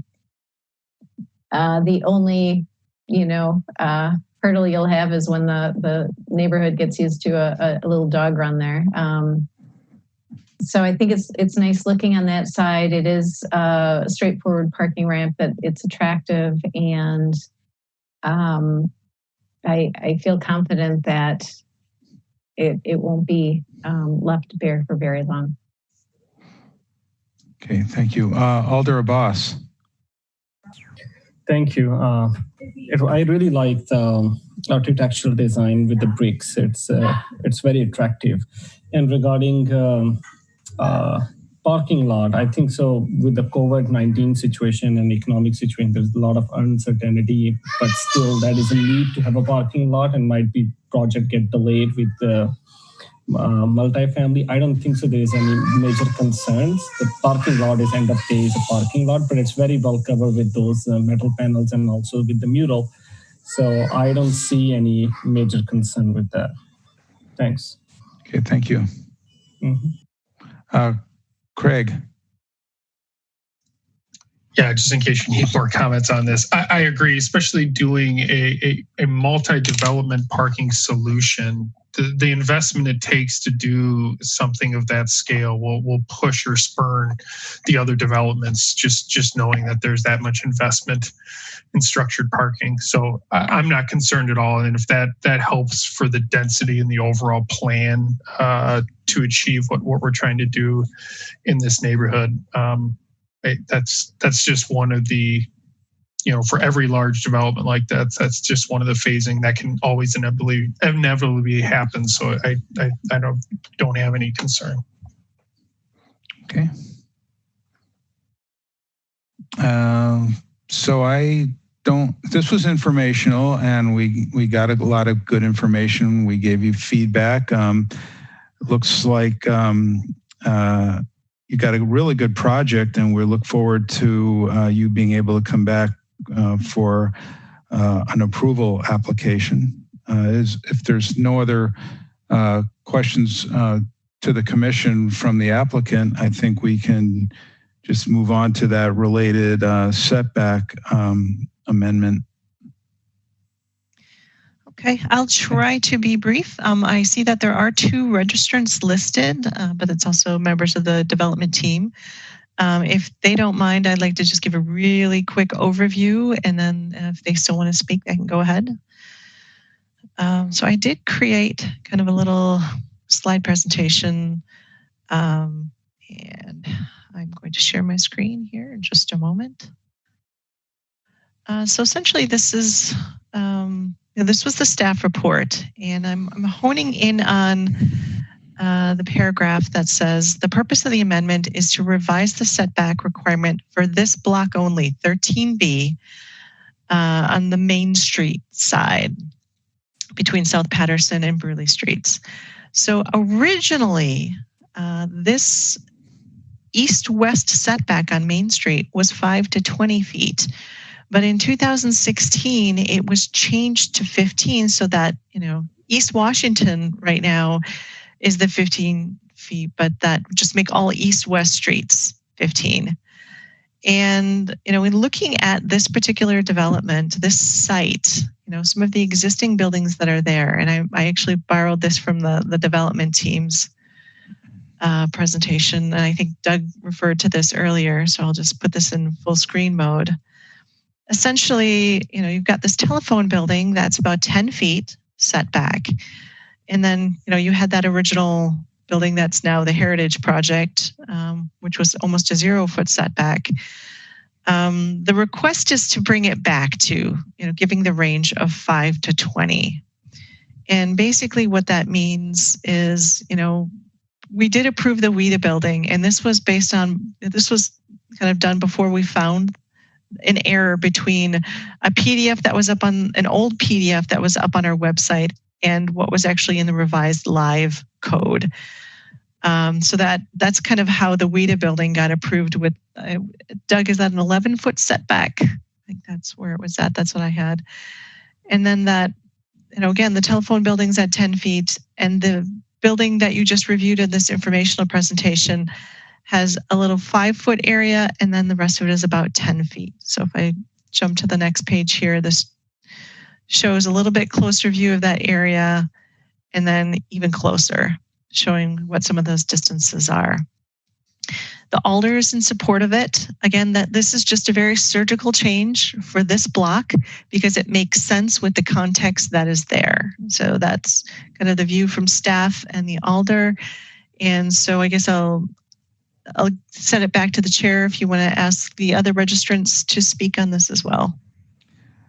Thank you. And just for clarification, we just make an advisory recommendation because the council would adopt this ordinance change, right? That is correct. Okay. Okay. Yeah, so Lois, I see your hand raised.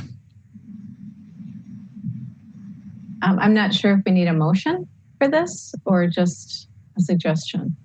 A recommendation, yeah, advisory. So I feel that it's appropriate for this, and so my recommendation would be to accept that modification to the setback for this block. Okay, and I think a motion would be appropriate, and then I'll make a motion then. Yeah. Okay. Mm-hmm. Tom. Second. Okay. Christian. I guess I would just question, is the switching it back to 5 to 20 to go back to the previous thing, or does it have something to do with that facade? No, well, if I can jump in, first of all, it allows the WIDA project to be built legally. The telephone building is there.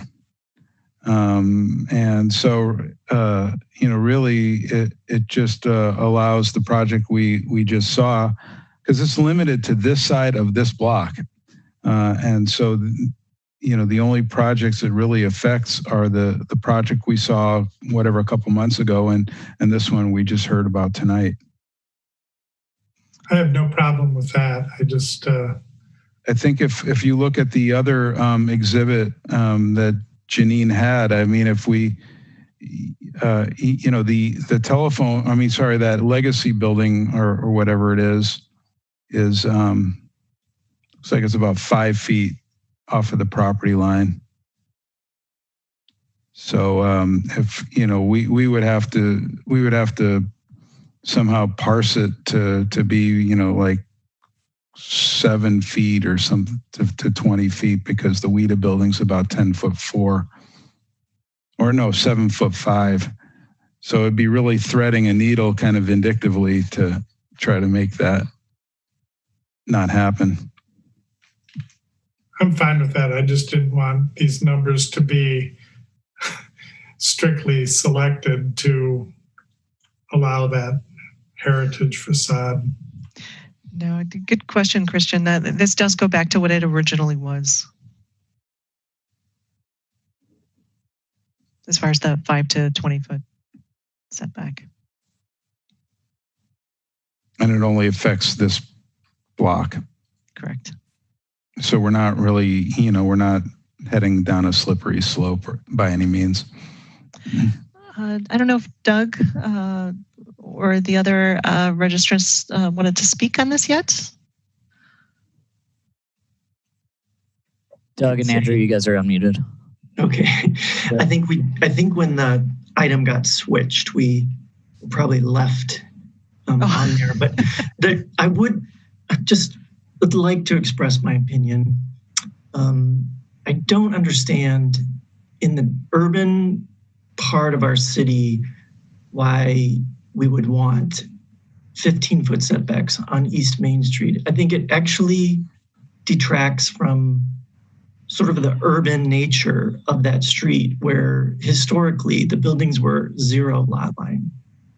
And I felt the same way about West Washington, where we have ridiculous 25-foot setback and a 30-foot step back. I feel like in the city we should be allowing density where we need it, downtown. I mean, instead of taking all this space away. But I feel like these setbacks are reasonable. I don't feel like you want to make East Main Street into a suburban kind of where buildings are stepped back and you have front yards with greenery. It wants to be this kind of urban, gritty kind of space. And in actuality, the WIDA building does have the corner which cantilevers out to within 5 feet as well. Because we thought that's what the setbacks were. So that's my opinion. Thanks for listening. Okay. Thank you.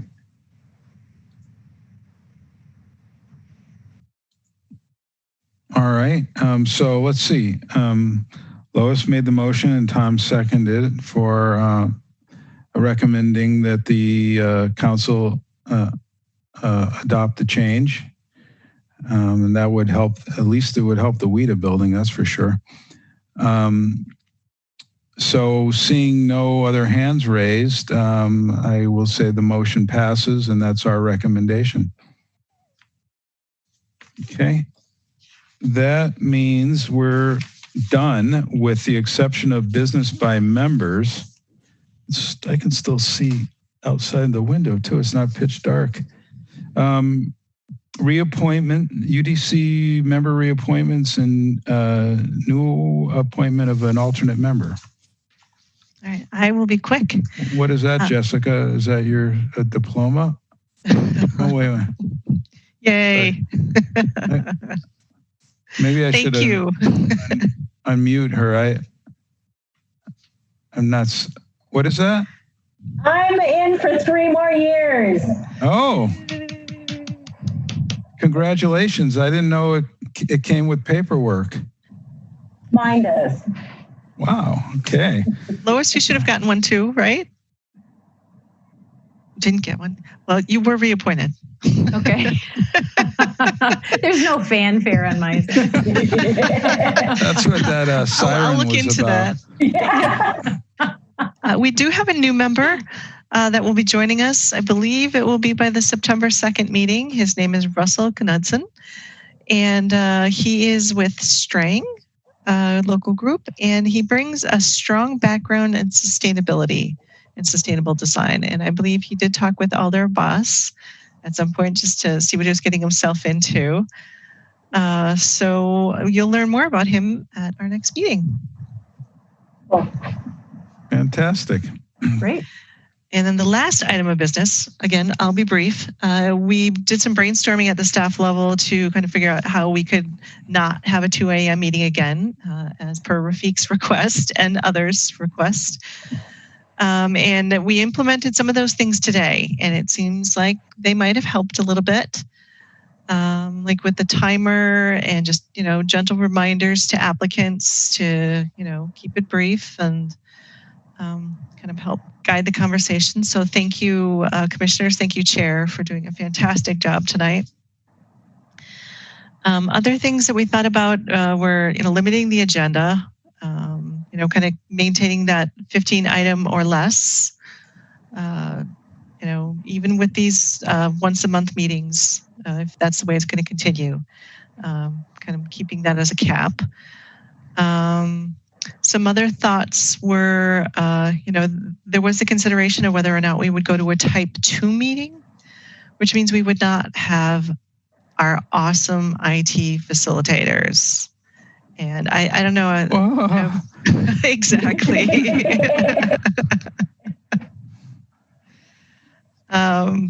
So staff has been looking into it. I think we're definitely recognizing the value of having Stefan and the rest of his team helping us through this.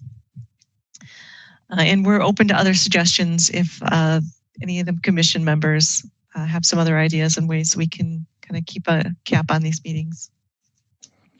I think with the comprehensive design review, it really helped to have Matt or Chrissy or staff open up with the comments and just say, where the issues are, and we can just focus on, just those few little things, and that saves time, especially when you have 4 or 5 of them on the agenda.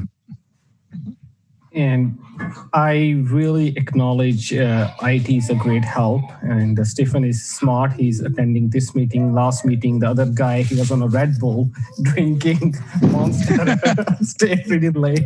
So good pick, Stephen. I will also say from a city council point of view, as an alder, I think so we should look into type 2 meetings so we can, if we can, no stress. So some of the resources we can use IT resources on other places. City is really tight on resources, and some of the meetings where we are also having a challenge with not having enough IT resources available. So if we can, if the staff is well trained and can do type 2, we can. I think so. We should give at least a one try. Again, it's up to the whole commission. I know Stephen is awesome, but just sharing my thoughts. Okay. Thank you. And I'll second that for sure. I mean, I particularly have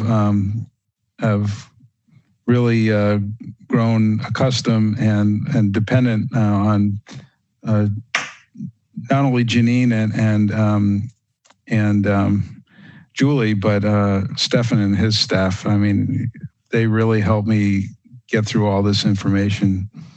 Jessica. Yeah, I was wondering if Rafiq is still here. Rafiq. Maybe not. I just... Rafiq, I wanted to tell you that I love the mural that you did with Michael Ford. And I think it's completely wrong that it was hit upon twice. And I just wanted to say it's very cool. And it's a mural that actually looks architectural too. So really cool. Thanks for doing that. And I'm sorry it got ruined. Well, if he's not on, he's not unmuting, but we'll have to mention that next time.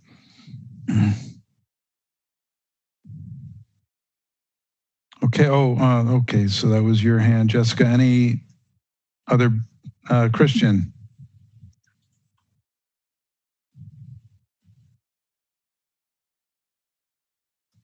Just a quick query. I see that the Plan Commission shot down the 414 East Washington.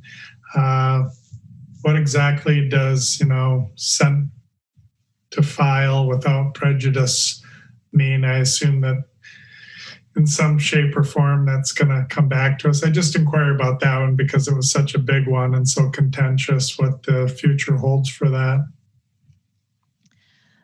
I'll let Kevin add to this if I miss anything. I believe that just means if they place it on file, they can come back with another iteration. I think so. When it came, yeah, Kevin can talk to it. He's here. Yes, I've been quiet in the background here this whole meeting. But essentially, place on file without prejudice is effectively a denial, and the applicant can come back with revised plans and file once they do all the necessary steps.